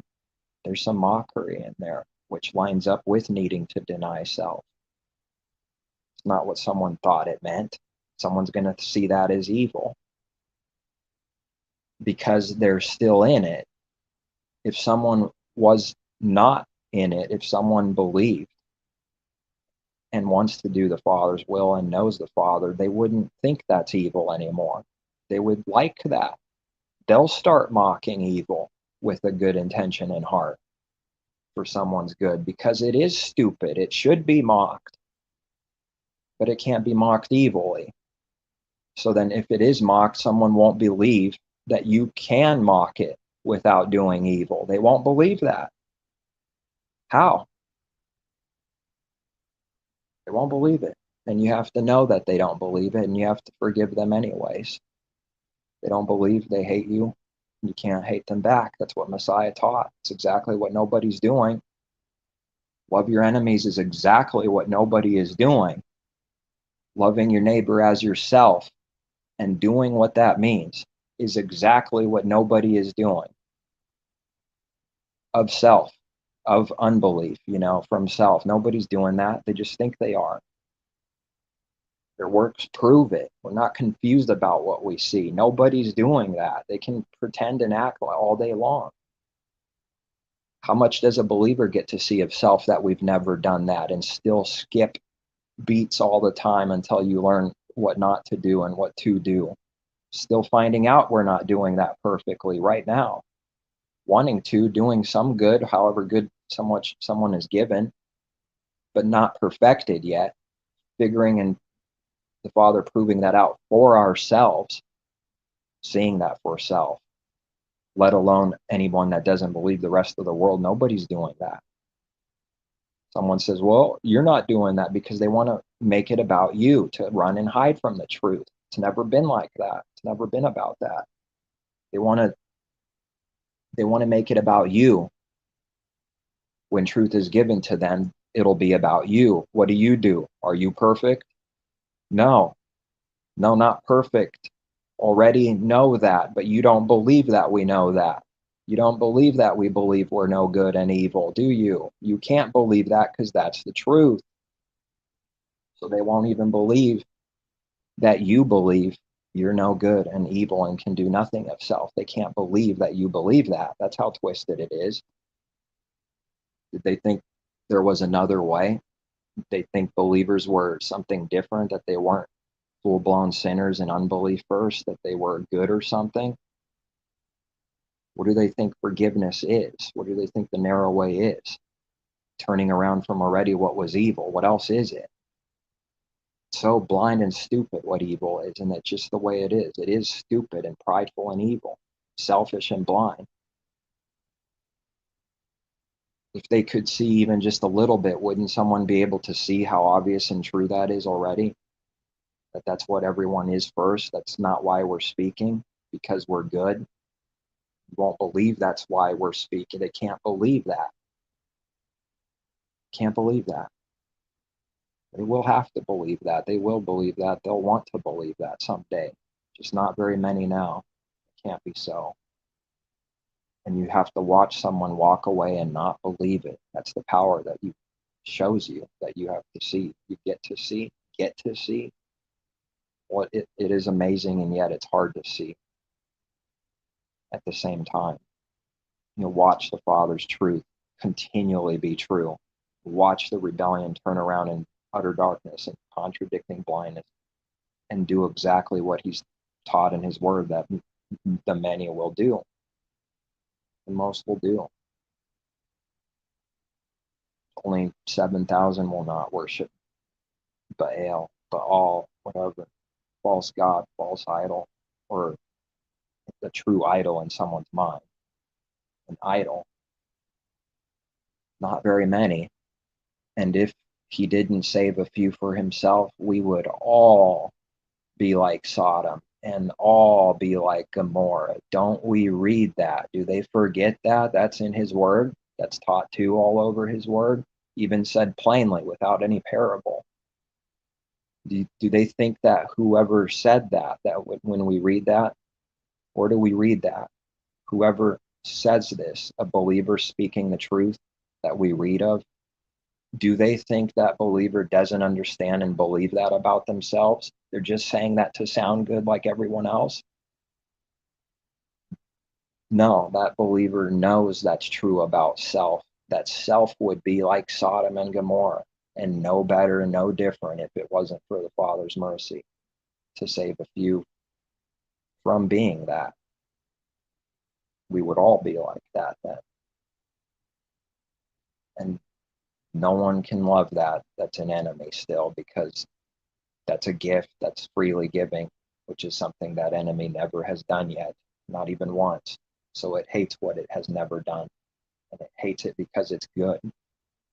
And it hates it because it's selfless, because it only has done selfishness. It hates that it's being exposed for being selfish, for seeing selflessness for real, which cannot be faked. When it sees the real good works from above, it hates it because it's out of selfish insecurity for self. It hates it because it's exposing that it doesn't do the good thing. That's why it hates it so much, because that good, it's only thinking carnally and selfishly and for self constantly, a rebellious, rotten, spoiled brat child constantly. That's out of the heart that it's thinking and believing and working. And then it hates you. And it's going to test you to see if you do evil back to it. What do people think is going to happen? What do they think these tests are? As if the Father's word won't come true for a believer? They'll do evil on purpose to see if you do evil to them. They're already doing it. They don't know they're doing that for real. They can't see what they're doing. But if these words were told to them, it would cut to their heart. Why? Because if they're doing that, these words have to cut their heart, because it just exposed that work that it's blind to. But now it's being told that the world doesn't speak of ever. So it always wants comfortable, lying things that always justify the evil that it does. When it hears the truth, it's a knife in the heart. And how many different scriptures can we put together that all agree that that's what his word is, that it has to do this? What else did they think it can do? What else can a sword do besides cut someone up and talk about them? As if we're not talking about self constantly. Isn't that what sharing his truth and word is? So there is no way to do good according to the harlot in this world. You're not allowed to speak, because if you're guilty of anything you've ever spoken of in the past, now you can't freely give. Now you can't be forgiven by the Father. You can't speak at all because you did you did all these things. At the very least, you've already done them. Therefore, you can't speak now. But then it sets up its own religions and hypocrisy and speaks seemingly the same words all day long. It can speak all at once, but you can't now. It can do the same thing for an image, and nobody hates it that's in there. But if you do the same thing because it's out of truth, out of sincerity, out of the Spirit, and they're not, now it hates it because it's real. It doesn't hate what's not real. It loves what's fake because it's not real. It's blind. It is guilty of doing what it accuses constantly. You can't speak, but it can speak all day long and sound and look the same all day long. Can they answer why that's so? Can a blind person answer why that's so? Can they? How? It has to be told to them why they do it. Because they're blind, because they're in sin, they're in rebellion, because they're guilty of what they do, so they go blind and they can't see that they do the same thing that they accuse. And it proves that their heart believes that there is no way, because if the truth is truth and it's attacked, that means there is no way in their heart. There is no way to do good, only their way, which is the false way. That way is okay. Doing evil while pretending to do good is good. But doing actual good, if it's attacked, that means they don't believe there is a way to share truth and do good. They don't believe there's even a way. Nobody can talk according to them except themselves.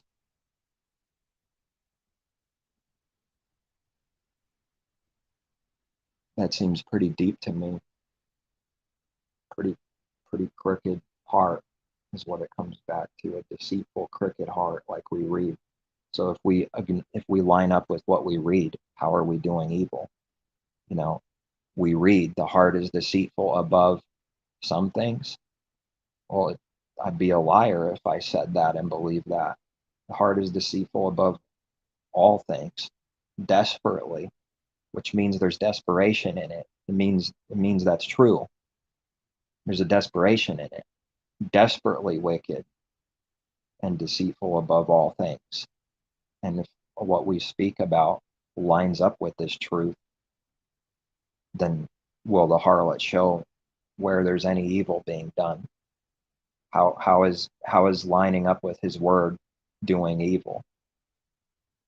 If you're coming to some different understanding, belief, and conclusion, that's evil because it doesn't line up with the heart is deceitful above all things, desperately wicked. Man is good. He's not desperately wicked, so their works will prove they don't believe his word at all day long, and they won't see it. You start to see the reasons why people believe certain doctrines, certain things, because it's hiding and covering their sins, like Adam being perfect from in a shining perfect light beyond all beauty. Someone has to believe that specific thing because it's hiding and covering their sins in their mind. Because they're perfect, they need to connect to that belief because they are Adam and perfect and good and a messenger of light and never has done any evil. And they have to connect to a Messiah that's the creator and God because they're God. For whatever someone believes, so they are, like we read. And they're connected to that doctrine because it's about them. They believe that. They need to believe that because they're God. They're perfect. They're good. They can't deny themselves. Isn't that interesting? They can't deny themselves out of pride and weakness. The Father can't deny himself out of strength and no pride and weakness or cowardliness. Man can't deny himself because he's weak, coward, sinner, blind, evil. Father can't deny himself because he's all the opposite, good things. Same words, completely different reality. Good versus evil, that's how different. Completely opposite, opposing each other with nothing even remotely in common, except that the words are the same. The picture and the image is the same. Nothing else is. It's just mimicking the truth. Someone thinks there's nothing to show for good. That doesn't prove anyone's good, doesn't prove someone's doing bad because they have a bunch of carnal things. Here's my proof. That's not how anything works. That has nothing to do with the truth. There's nothing to go out and carnally do to now prove someone's righteous. That can't be done. If someone's trying to prove they're righteous through an image, through being seen as good, that means they're doing evil. They have nothing to do with the Father. It's exactly what we read of the Pharisees. That's why we're given these examples. It's not about the one example, it's about the heart and its understanding what the heart is doing and its intention that could be connected to a bunch of carnal things like praying in public places, praying for show. It's not about one thing. I stopped doing this one carnal thing, now I'm good. No. It's about why it's done and what it means that the heart is doing. You could do a bunch of different things and the heart is doing the identical thing. It wants to be seen by others as righteous. That's why it prays to be seen by others as good. Will they believe that they're doing that for that reason? No. Never. No. And if we expect someone to, if we actually do that with the heart, we're going to start doing evil. We're going to start pounding on someone and attacking them. I wonder how I know that. So you can't even do that. You share the truth if it's given, and if they don't accept or hear it, we have to accept that and do no evil back, because that's what they want you to do, is evil back. Yes, they do. And they'll prove they do. And the Father will prove to someone that can see.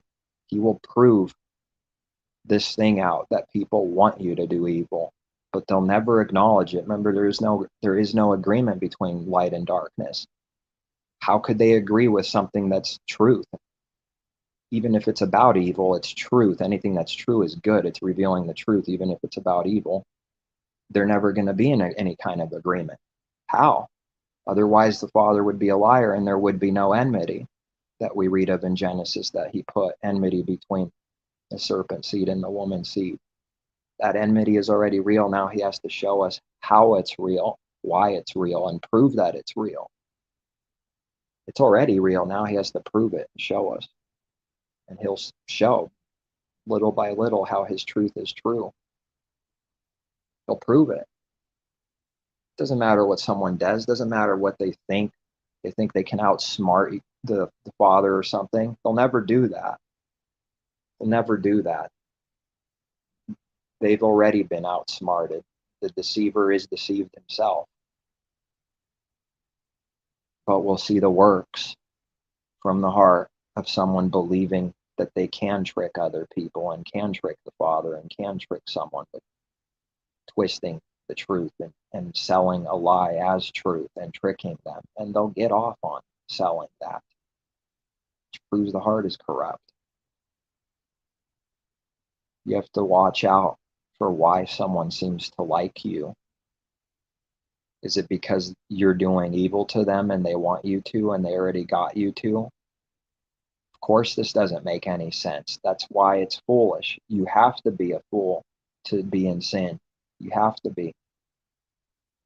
Someone wanting to destroy you and wanting themselves destroyed doesn't make sense. It's not supposed to. That's the reality. It doesn't make sense. It's foolish, blind, and contradicting. That's what he's going to have to show us constantly. To show it.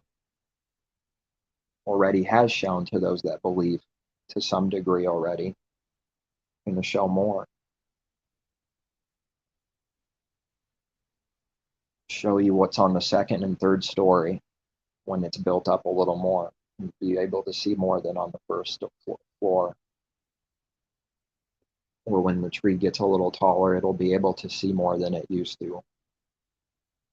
What all the other trees are doing, whether it's good or evil, whether it's a good tree or a bad tree, a good fish or a bad fish. Someone tries to take that carnally.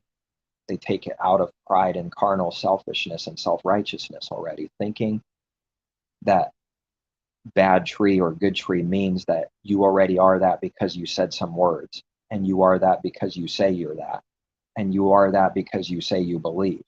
There's no reality to this. That's not what it means. It has nothing to do with a believer never sinning ever again. That's not the understanding. It's not what it means at all. That's what someone will believe it means in religion, though. They don't know what it means. So then they'll try to sell doctrine that says that means if you say these words, I'm God, that means you're a good tree and you cannot sin now. While they sin all day long and tell you you can't sin. And if someone believes they can't sin anymore, they are Elohim themselves.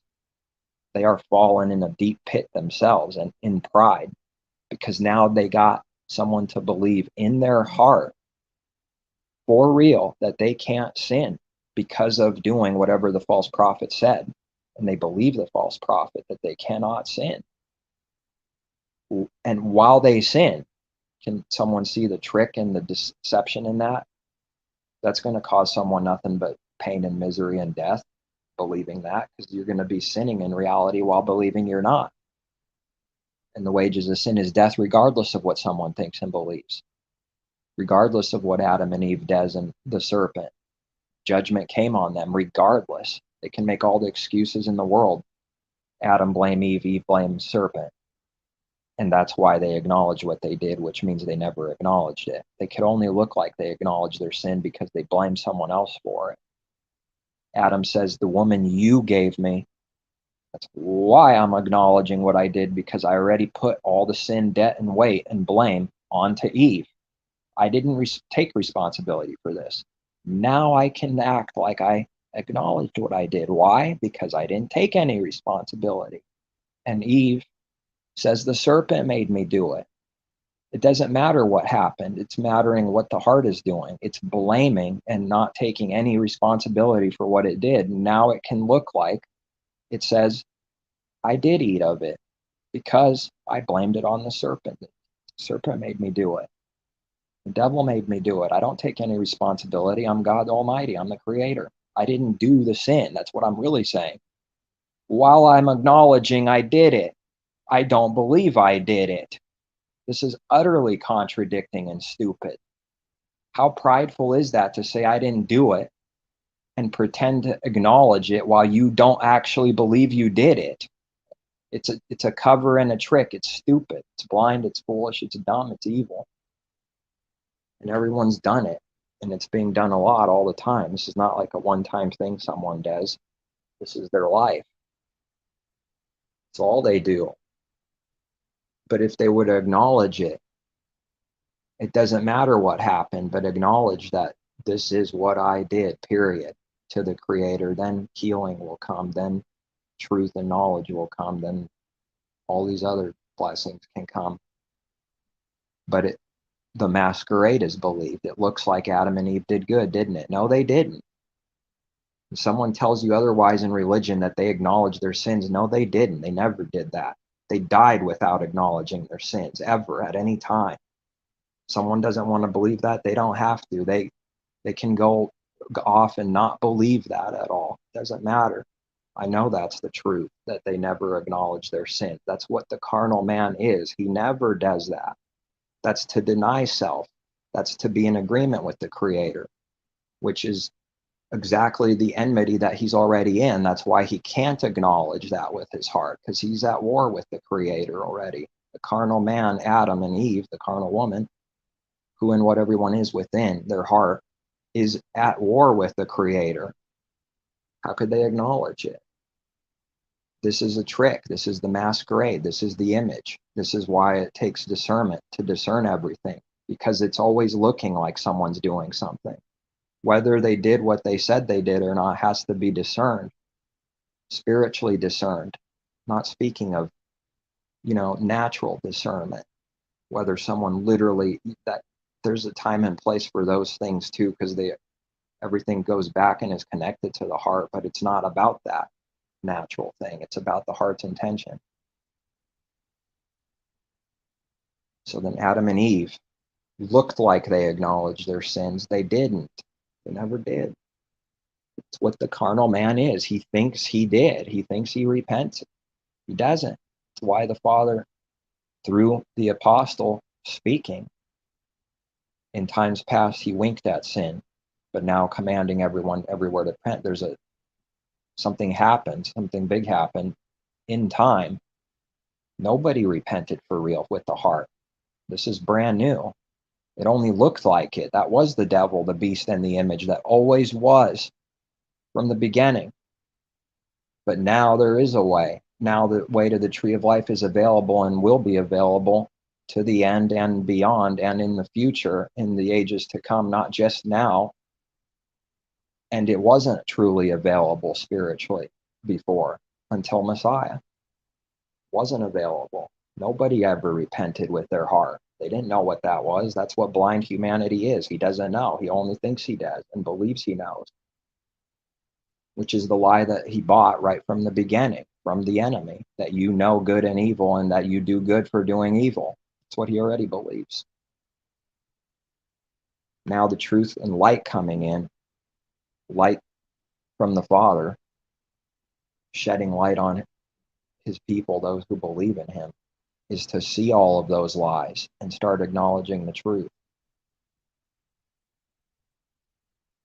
There's no worldly gain for doing any good. There's no worldly gain for giving truth. There's no worldly gain for doing actual good to someone. The world's not going to change, not going to get better. There is no selfish gain or intention for doing good. It's never coming for doing actual good. There is reward from the Father above that the world cannot see. And he will reward someone openly when they do their good works in secret, that nobody believes in this world. But the world's not going to reward doing actual good, because it never does that. It's always out of pride and selfishness and self-gain, out of lying, cheating, deceiving, stealing, murdering, envy, wrath, sloth, all the deadly 7 sins and beyond. It's only been doing that. That's all this world's ever been. How could it be in agreement with good? How can it reward what it never does itself? It doesn't even know what that is, and if it sees it, it will violently hate it. Now, who wants to follow Messiah now after seeing and knowing all this? Who wants to do his will? Who wants to follow him? It would take an insane person. We would never do it of ourselves. That's the point. We'd never do it. It takes a miracle to want to. Why would you do what there is no worldly gain for when everyone is doing something in this world for that purpose and end? Why are they doing what they're doing? To make money and gain for themselves. That's why. What else? Someone thought it was something different. Some make it, some don't make it carnally like that. Father knows why perfectly. Not me, that's for sure. And whatever he gives may be little bits and pieces about some of these things, but his judgments are past finding out. They're way too big and various, and he could judge in all kinds of different ways, and he does. And it's not exactly carnally the same with everybody. It is spiritually the same. It is spiritually the same. It's the same sin that causes death for everyone. Doesn't matter what it looks like on the outside. The wages of sin always causes death, no matter who anyone is, or what they're doing, or what they think or believe. That always is true. And the carnal man says, I didn't die literally, so he thinks that the Father's truth is foolish, because he can only understand natural things at best. He says, I didn't die, a train didn't hit me, ha ha ha. And he has no clue what this death means. He's in death. That's why he's saying what he's doing. He thinks he's wise, and he's become an utter fool, talking about himself, fulfilling prophecy about himself for evil. And if someone needs a picture and someone has a family, they're already in hypocrisy. It's already been done. It's stupid for the 5-year-old to talk back to the parents. What, they thought they're wise or something? That they're wiser than the parents? Who gave that kid life? It's evil for the little kid to speak back as if it's the parent or greater than the parents, when it's not, and it's not in reality, and doesn't know anything in reality, and the parents know that. So it is with the Creator himself. Knows that we don't know anything, and that's exactly what the little rebellious kid doesn't want to acknowledge, is it? Doesn't want to acknowledge it. He wants to chase that worldly serpent wisdom that makes him look wise, which is what he desires from that tree of evil, mixed fruit, that they can't see the difference between good and evil. It's all in one tree, which is evil. That is what evil is. It wants to chase after carnal, worldly knowledge so as to be seen as wise and special, different and better than someone else. And they'll believe all the carnal proofs. I know something about this. I know something about bikes. I know something about cars, blah, blah, blah. And they'll take that and believe they're special and wise and great. And it's nothing, because the truth isn't talking about cars and physical carnal things. It's not what it means. It's not what it's about. But nevertheless, the Father has someone else out there that knows something that the other person that's so prideful has no clue about. No matter how much he thinks he's wise and prideful, he'll do something stupid in front of the other person that the other person can carnally see, and then they'll go, what are you, stupid? And the same thing will be done to them, and they won't like it that they did something stupid. They're a little embarrassed that they didn't see this thing. And this happens back and forth all the time. No one actually owns anyone. No one actually steps on anyone. They just think they do. Whatever someone thinks they know, there's, who knows, not even comprehensible, the things that they don't know, and maybe someone else has a little piece of that they don't truly have or know. And that's why pride is stupid. That's why it's evil and stupid, because it is stupid. That's it. Pride is foolish because it is stupid and foolish. Stupid. It's really stupid. It really is stupid. That's why we read it stupid and foolish. Because it is. That's just pure truth to me. So simple and pure. It's stupid because it is. There's no lie. There's no trick. Father's word is no lie and trick. Something is because it really is. Not said out of pride. Father's not saying this is stupid and foolish to raise himself up in pride and doing it for a bunch of crooked intentions. This is for our own good. It is stupid. It really is. That's why we read it is. That's why he says it is. Then when someone's in agreement with the Father the more and more, then the more they can see that it really is stupid. They'll be in agreement with him more and not in rebellion as much. Start agreeing with the truth, his things. And there's going to still be a lot that needs to be uncovered that we don't agree with yet. They're still there. Constantly dig it out of everyone. Die daily, because there's a lot to die to daily. That's why we read die daily. If there wasn't something to die to daily, rest of your life, then we wouldn't read that. That's why we read that. It's a continual thing, continually. Otherwise, you don't call growing if you're not growing in anything. See how the truth just perfectly never contradicts itself and always is one with itself, because the Father is one and made it one, and it comes from one. It is one. It never contradicts itself. No matter what you touch, if it's the truth, it's connected and for itself, and never hypocritical and never contradicting, never against itself. Because that's what truth is. It's the opposite of evil, which is always against itself, against someone else, secretly always believing someone's doing evil, whether they are or not. That thing, that evil, stays in someone.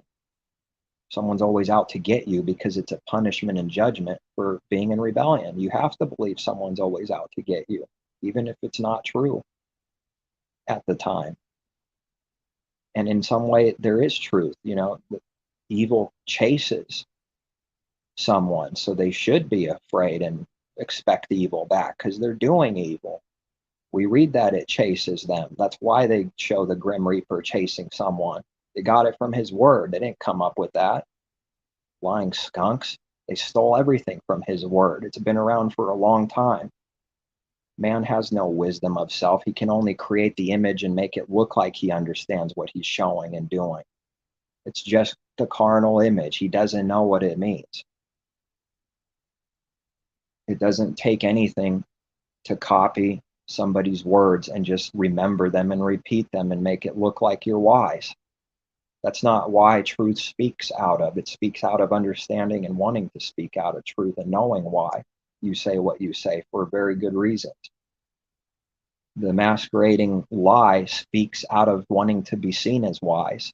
It doesn't say the words out of understanding them. It just remembers words and copies them and creates its robotic, systematic religion and doctrines to look wise and make it look like it understands. And then it's some kind of stiff system of, if you do this, then this, all the different laws and little rules, not understanding the spiritual law, but only seeing the law carnally and creating its own law, which is pride, which is to believe you're the creator, because only the creator creates and has made the laws, and the laws are, and they're true. Man doesn't do that. So then he loves to create laws all day long because he's in rebellion. Trillions of laws in this world hidden in a bunch of dusty books in some basement underground that somebody took the time to write in insanity. A bunch of contradicting, stupid, hypocritical, blind, no making any sense laws, because it loves controlling people. And it likes using those laws to make oneself righteous and wise. And who knows how many laws? Who's keeping track of all the laws there are? All the stupidity and things that never make any sense ever at any time. all the different laws about the world, all the different laws with businesses and money and taxes, all, none of it makes any sense. It's all stupid to me. And it constantly goes on. There's always something horribly wrong and stupid with the laws that man creates because he's in a delusion. It is stupid. That's why it's stupid. It is.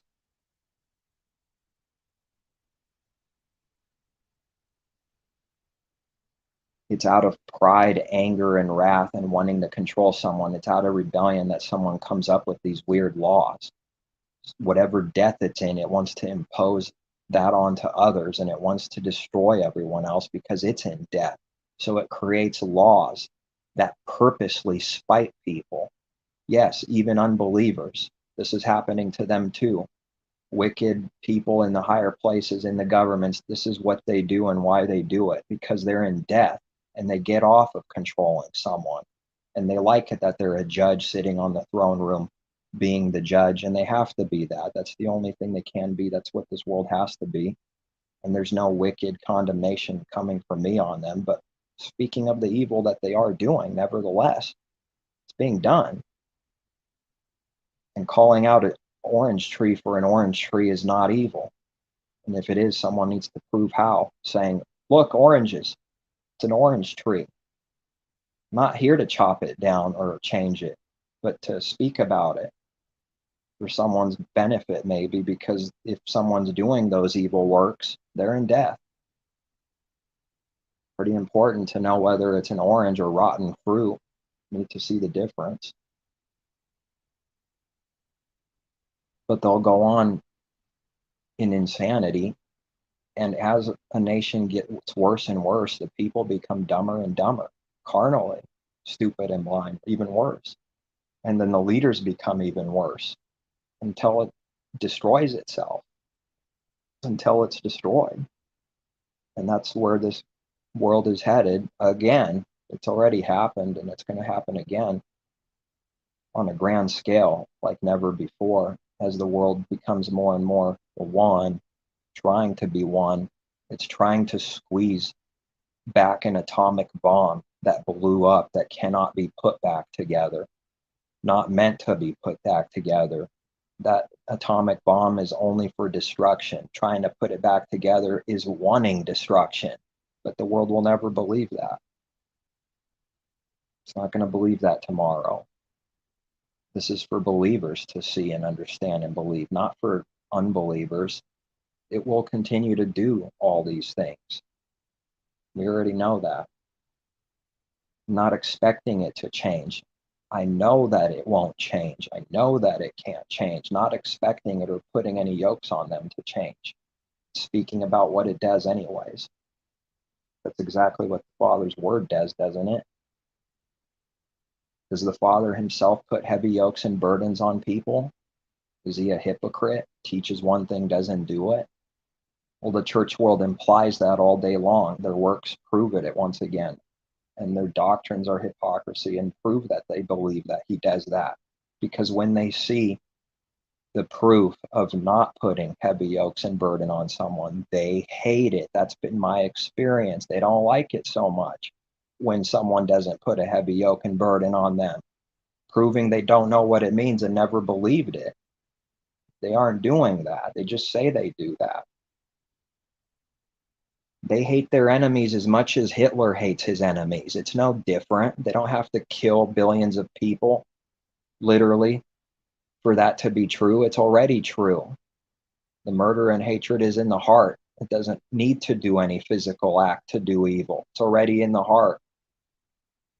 And it creates doctrines for where these evil people go. What did it think it was? That it didn't need saving and healing, forgiveness? That it wasn't Hitler and wicked and evil? What did it think it was?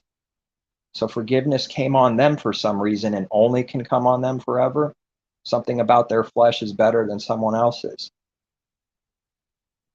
What's better about someone? They really do believe they're better than someone else. Isn't that what religion is?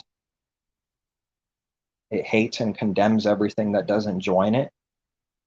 It doesn't do what Messiah does, which is to not hate your enemies with the wicked hatred, love your enemies, like we read. It doesn't do that.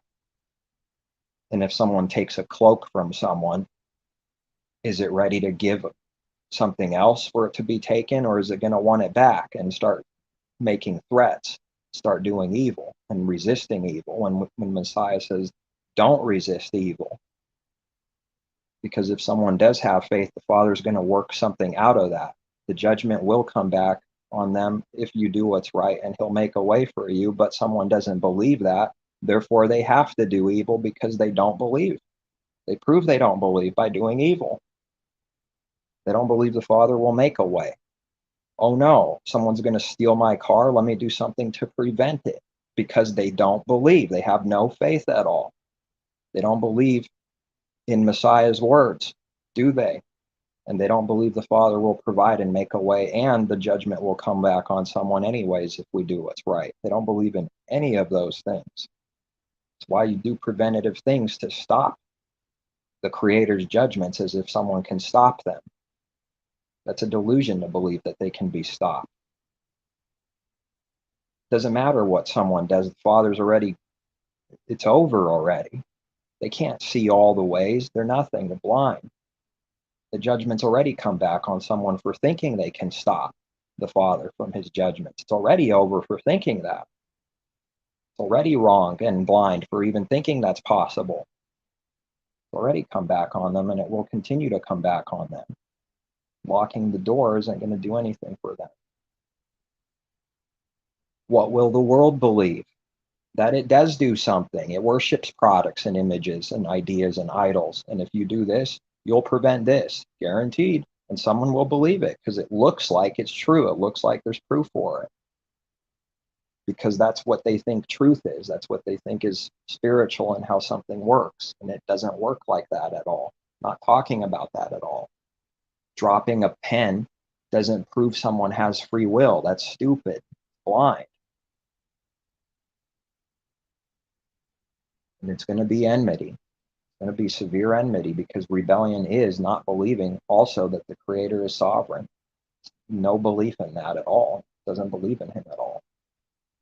Why do they think we read sovereign? Because he's not? What do they think it means? We read sovereign all the time, that the Father is sovereign. They don't believe it. Just say they do. Mimicking the truth. What else can the enemy do except masquerade and mimic the truth? There's nothing else to do. If something is evil and dark, it can't do good, so it can only pretend to do it.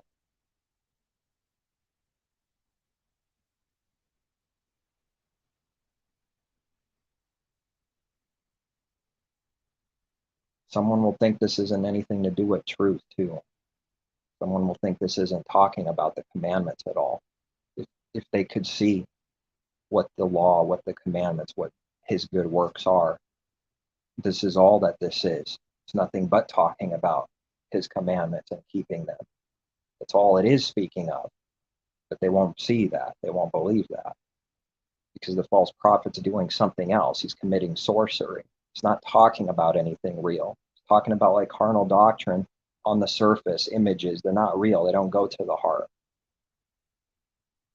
Talking about things that don't change or do anything for anyone. It doesn't cut them up. It doesn't do anything. And if it doesn't do that, the person's doing evil, because they have to face and be ready for someone to hate them for the truth. And that's not what they want to do. They want to do the easy wide gate way and try to please everyone. If one person repents and 10,000 people hate you, that is the narrow way. That's what you're supposed to do. You're supposed to make 10,000 people hate you, not because you want that to be so, but because it has to be so, and you know that it has to be so to do good.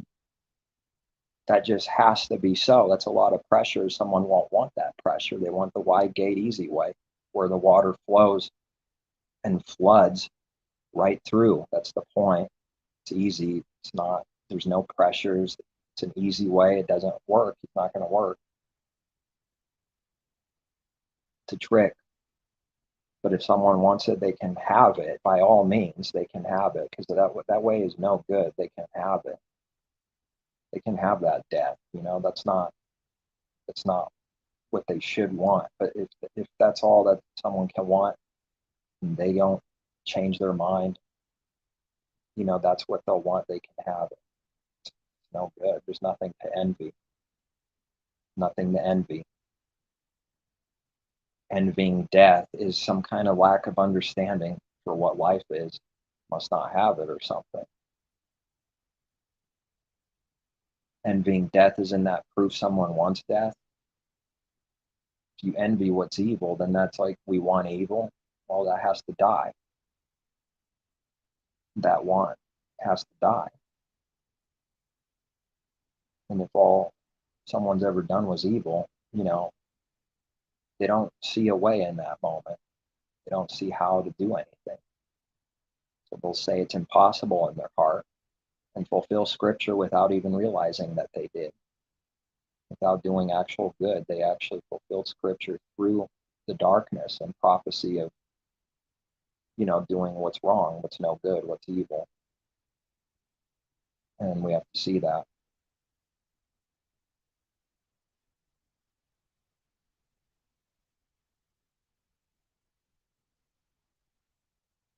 The rebellious kid doesn't think it needs to learn anything, teach a giant life lesson that you're supposed to do good anyways, simply put, no matter what, with no corrupt intention. That is the point. That's where the heart has to become. That's a lot of death to die. It's a lot of sorrow and misery. Someone's going to go, oh no, like I can't.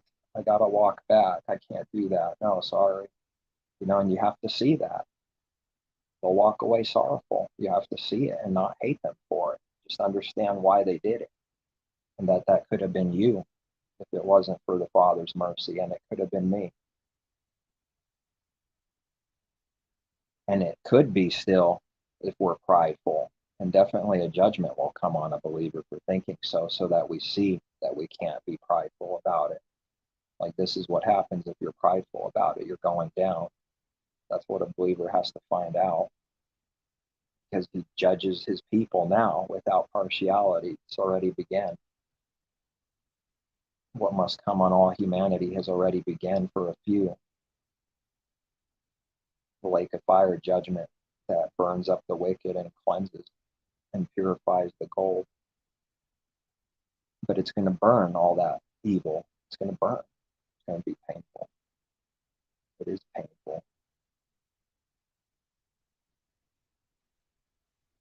Burning something off of the tree or cutting it, pruning it is painful. You can see the picture. If you cut your limb off, it's going to be painful, which is exactly what Messiah commands to do. Cut your limbs, pluck your eyeballs out.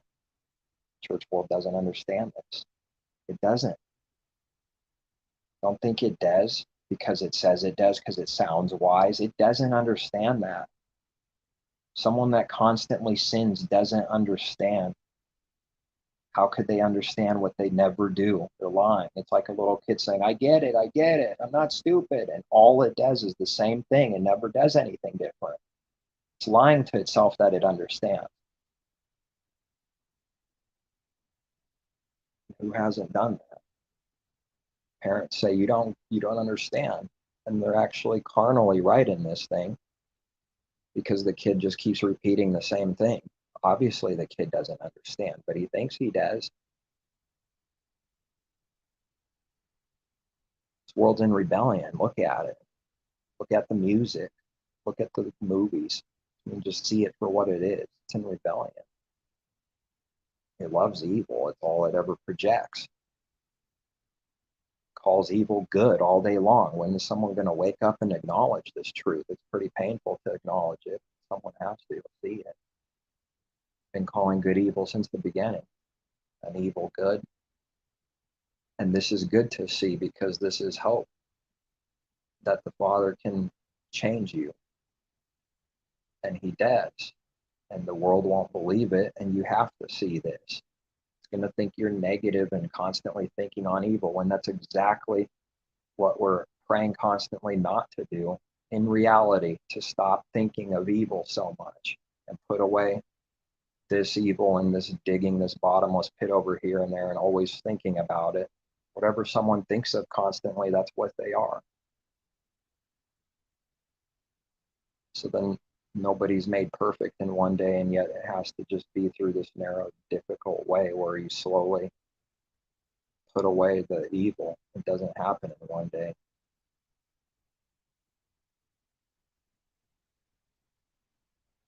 And we do read that everything was made so that someone can hope. And if someone attacks hope, they've just attacked everything. Who cares what they say? They make it sound like it's wise, like they want to destroy someone, make it sound like there's no hope, there's no creator, there's no point to anything, it's all misery and death. They're the ones in death, not anybody that's speaking truth. And if someone else is speaking about whatever good is and whatever evil is, how is that negative when that person that accuses someone of being evil and negative is all that they do in reality? Their works are nothing but sin, evil, and negativity, and projecting that and wanting that for others. They're talking about themselves. Have they ever read the Bible on how much evil is spoken of constantly? Is that negative? Is that how they see that? The Father negative for speaking the truth? Maybe they need to hear that. Someone consider they need to hear all these things. What we read, they need to hear what it means from above, from heaven. Why do we read is so much violence and evil in the Bible? So what's someone going to say? They're going to attack it, say the Bible is full of violence and evil. They're talking about themselves. That's the point. What would the Creator like to prove and show? Like we read, that mankind is a beast. Ecclesiastes 3:18. He would like to prove, test them, show them, manifest to them that they themselves are beasts. They project all that evil onto the Creator when it's humanity doing all the evil. Wake up, world, but it won't wake up. And someone that puts that expectation on someone's very confused to expect the world to wake up, but just speaking out of truth, not going to wake up. Not now. Not right now. Not forever, but just not now. Can't go against the truth and prophecy. What are we, like the Creator? Oh, the world's going to wake up. We're going to fix it and change it in one day. No, not happening. And if you can't do good while knowing that, then you don't do any good and never have. That means you did something with false, crooked intentions all your life, which is all of us first. We've already done it. If we don't know about this, how on earth do we stop doing it?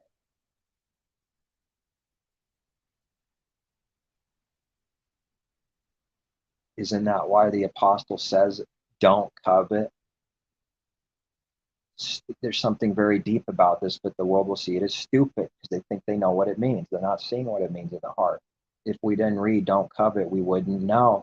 They don't believe that. That's prideful to not believe that. You wouldn't know for real what don't covet is. That's part of the reason why the law was manifested the way it was. The command came out so that man's sins can be shown even more, that he's a sinner, so he can see what sin is and know that he's a sinner and that he does that, so that there's a contrast, so that he knows what coveting is, so that he cannot covet, so he can ask to not covet now, so he can see that he breaks that because of the command that says don't covet. And then every other commandment is seen the same way, so that it can be seen too. And we read that it didn't help anyone, just commanding someone carnally to try to.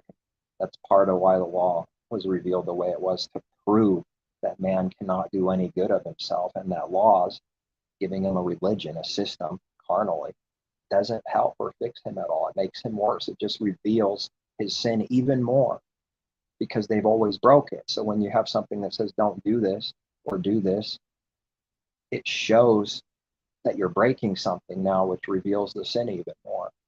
It's exactly why the law was revealed through Moses in this way. It's why the apostle, understanding what he's saying and why he's saying it, that's given to him, like we read elsewhere that it was given to him.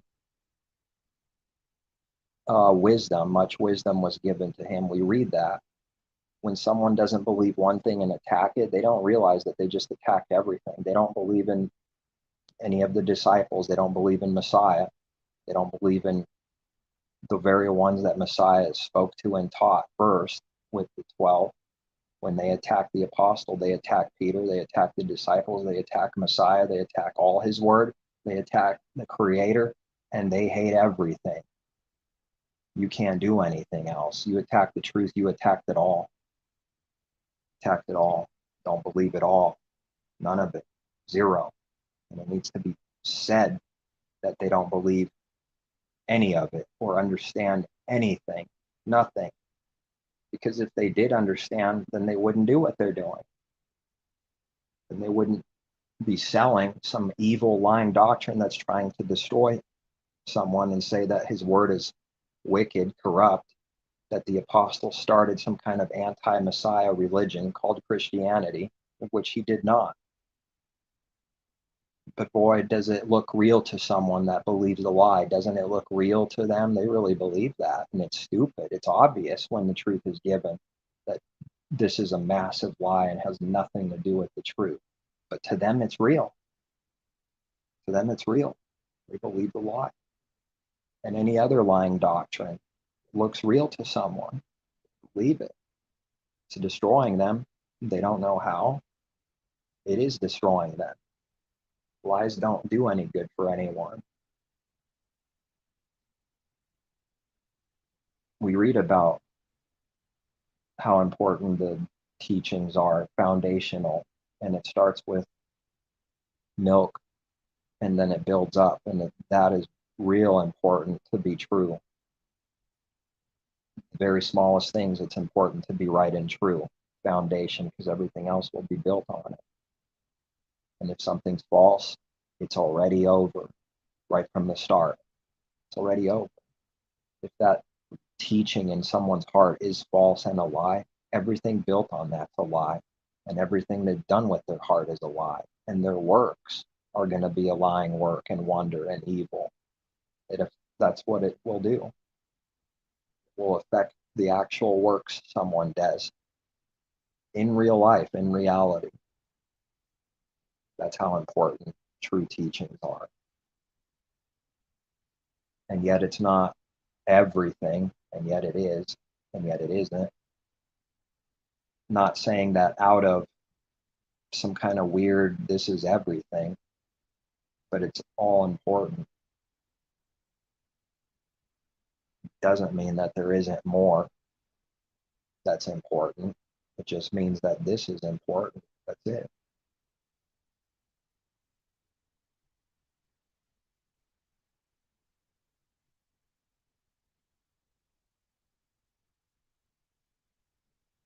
The harlot doesn't believe in the Father's judgments. It doesn't believe it's blind, which is part of the judgment for sin. And they can read in his word about this constantly. But how can someone that's blind see it?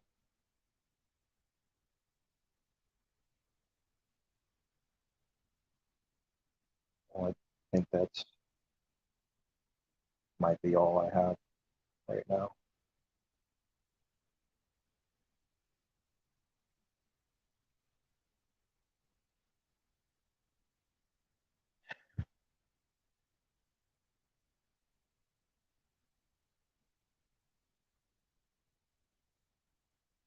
Proverbs 16. All the ways of a man are pure in his own eyes, but Jehovah weighs the spirits. But, right, in someone's mind, his ways are pure in his own eyes, but the Father is the one actually judging the scales, the balance, the weights, and the spirits. Jehovah weighs the spirits. He actually tests it and weighs it. Doesn't just believe what someone says. They can't just say whatever they want. It has to be real and true, and it has to be proven true. Can't just say, oh, I'm doing this because I say so. The Father weighs it. And if it's empty, emptiness is coming for them. And if it's true and if it's filled up, then their cups will be overfilled. He weighs it. Commit your works to Jehovah and your thoughts will be established. Can't establish our own thoughts. If we do this and what it means, then he will establish our thoughts. They will be given. They're not our thoughts. Our thoughts are never his thoughts. It's what we read. Jehovah has made all for himself, yes, even the wicked for the day of doom. Hard words, pretty offensive if they're not understood at all. All the evil is made for a purpose, even for the day of doom. Everyone proud in heart is an abomination to Jehovah. Someone says it's no big deal to be prideful. Turn away. Time to walk away. It's an abomination. It's disgusting. It's evil. To the Father, it's abomination. Though they join forces, none will go unpunished. Because when people join forces, they think they have powers and numbers and nothing can stop them, and he flattens them like a pancake anyways. In mercy and truth, atonement is provided for iniquity. Does it say in falsehood, lying and tricking and deceiving and doing evil? In mercy and truth, atonement, forgiveness, atonement is provided for iniquity.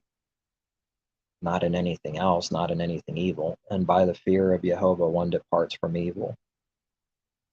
Can someone depart from evil by not having any fear in the Father at all? The proper, true fear, not the cowardly, carnal fear. No, they won't depart from evil if they have no fear in their eyes.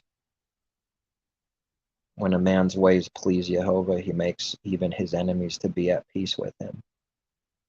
This happens. This can happen. He will do that.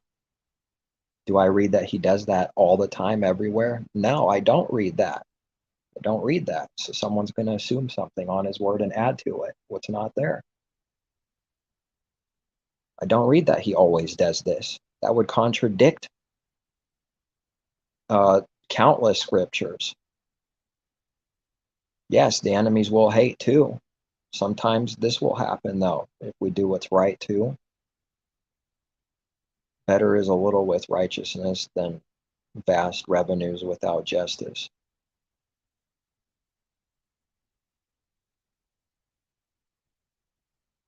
Honest weights and scales are Jehovah's, and all the weights in the bag are his works, are his work.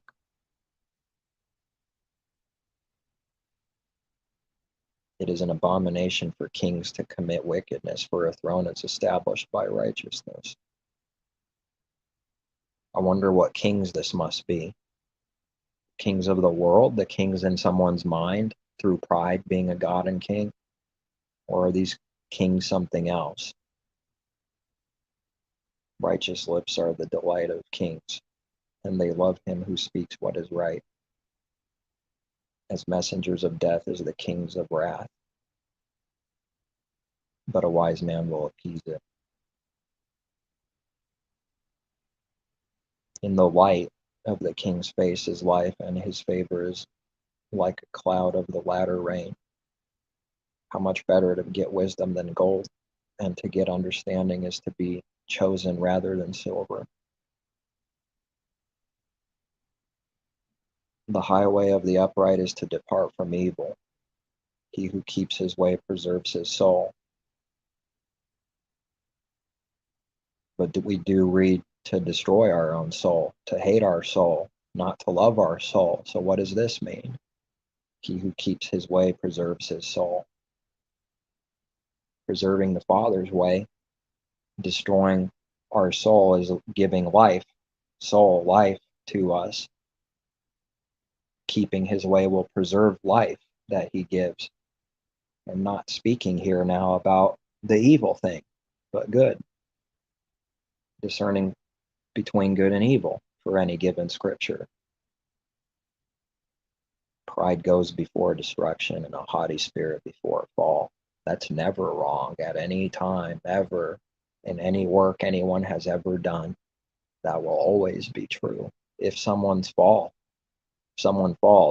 They already had a haughty spirit and pride first.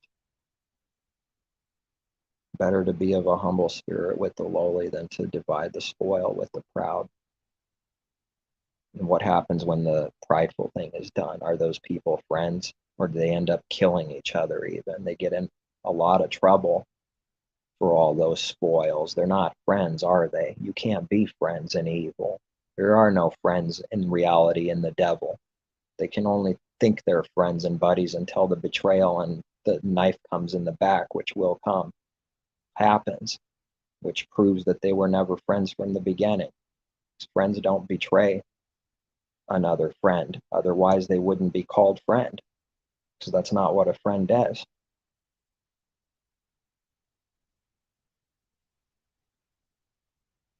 He who heeds the word wisely will find good. Whoever trusts in Jehovah, happy is he. Now, when we read this, does it say that his way is easy? There's no difficulty. There's no cutting off of sin. There's no pain. There's no hatred coming your way. Do I read that anywhere here? It's amazing how often people add to his word what's not there. I read, and whoever trusts in Jehovah, happy is he. Don't read any of those other things right there.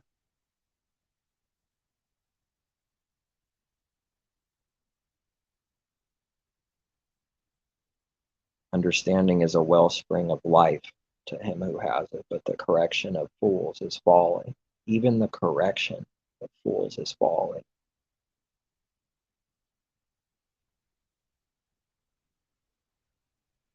Pleasant words are like honeycomb, sweetness to the soul and health to the bones. Here's a popular verse. There's a way that seems right to a man. I guess I was speaking of this earlier, but its end is the way of death.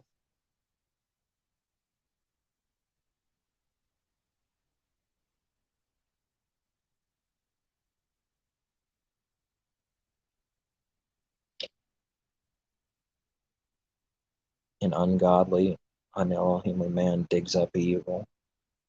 Digs up evil. He's looking for it and digging for it, exactly what we're to be putting away. Someone will confuse knowing about evil, speaking about what it is to not do it, and think that's digging. Digging evil is always looking for it and finding it and thinking about it all the day long. Ungodly man digs up evil, and it is on his lips like a burning fire. It doesn't go out, does it? It really burns, and it's like addicting. A perverse man sows, and why do we read his lips? It's interesting. Like a burning fire. This is not good. A perverse man sows strife, and a whisperer separates the best of friends. Violent man entices his neighbor. He wants to find evil. He starts it and wants there to be evil. That's what entice means. And it's sorcery, and leads him in a way that is not good. It's interesting sometimes when we read that, it's like, it's not, once again, people add to his word in this world. Like it seems soft, and that means something because it's soft, like, and leads him in a way that is not good. It means what it says there. It's not soft. That means there's no good in it, none, which means it's all wickedness. It means what it says in this case here, with no lying, no tricking, no deceiving, leads him in a way that is not good. That's bad. That means there's never any time that he leads him in a way that's good, but not good. He winks his eye to devise perverse things. He pursues his lips and brings about evil. Winking the eye. The devil winks with a perverse intention, bringing about evil. Winking out of pride, winking out of thinking oneself is incredibly, amazingly wise, strong, and powerful and mighty, and no one can touch him.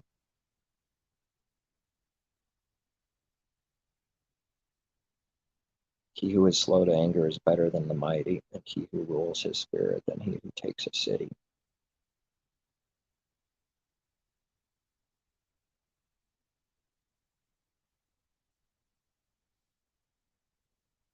We read the Father is slow to anger,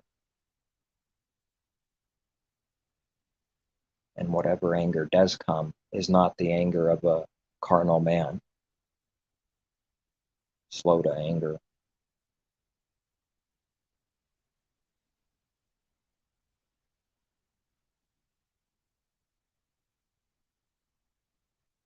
Well, I think that's it for now.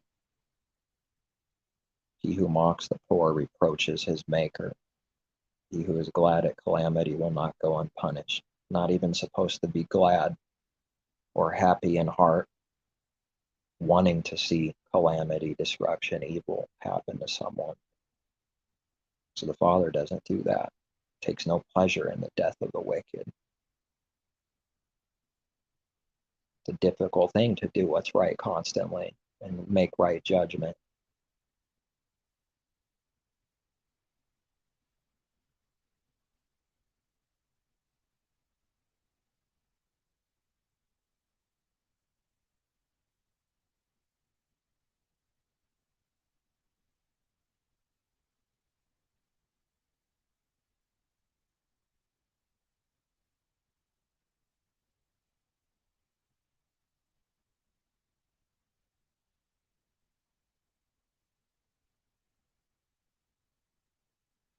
I guess I'll finish with this verse. Rebuke is more effective for a wise man than 100 blows on a fool.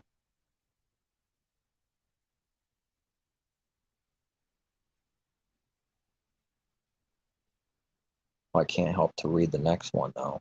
An evil man seeks only rebellion, therefore a cruel messenger will be sent against him. Evil will find it. It'll find it. It can try to hide and it'll find someone. That's pretty severe. Rebuke is more effective for a wise man than 100 blows on a fool. Those blows aren't doing anything yet. Doesn't know why he's getting beaten, doesn't feel it, he's drunk.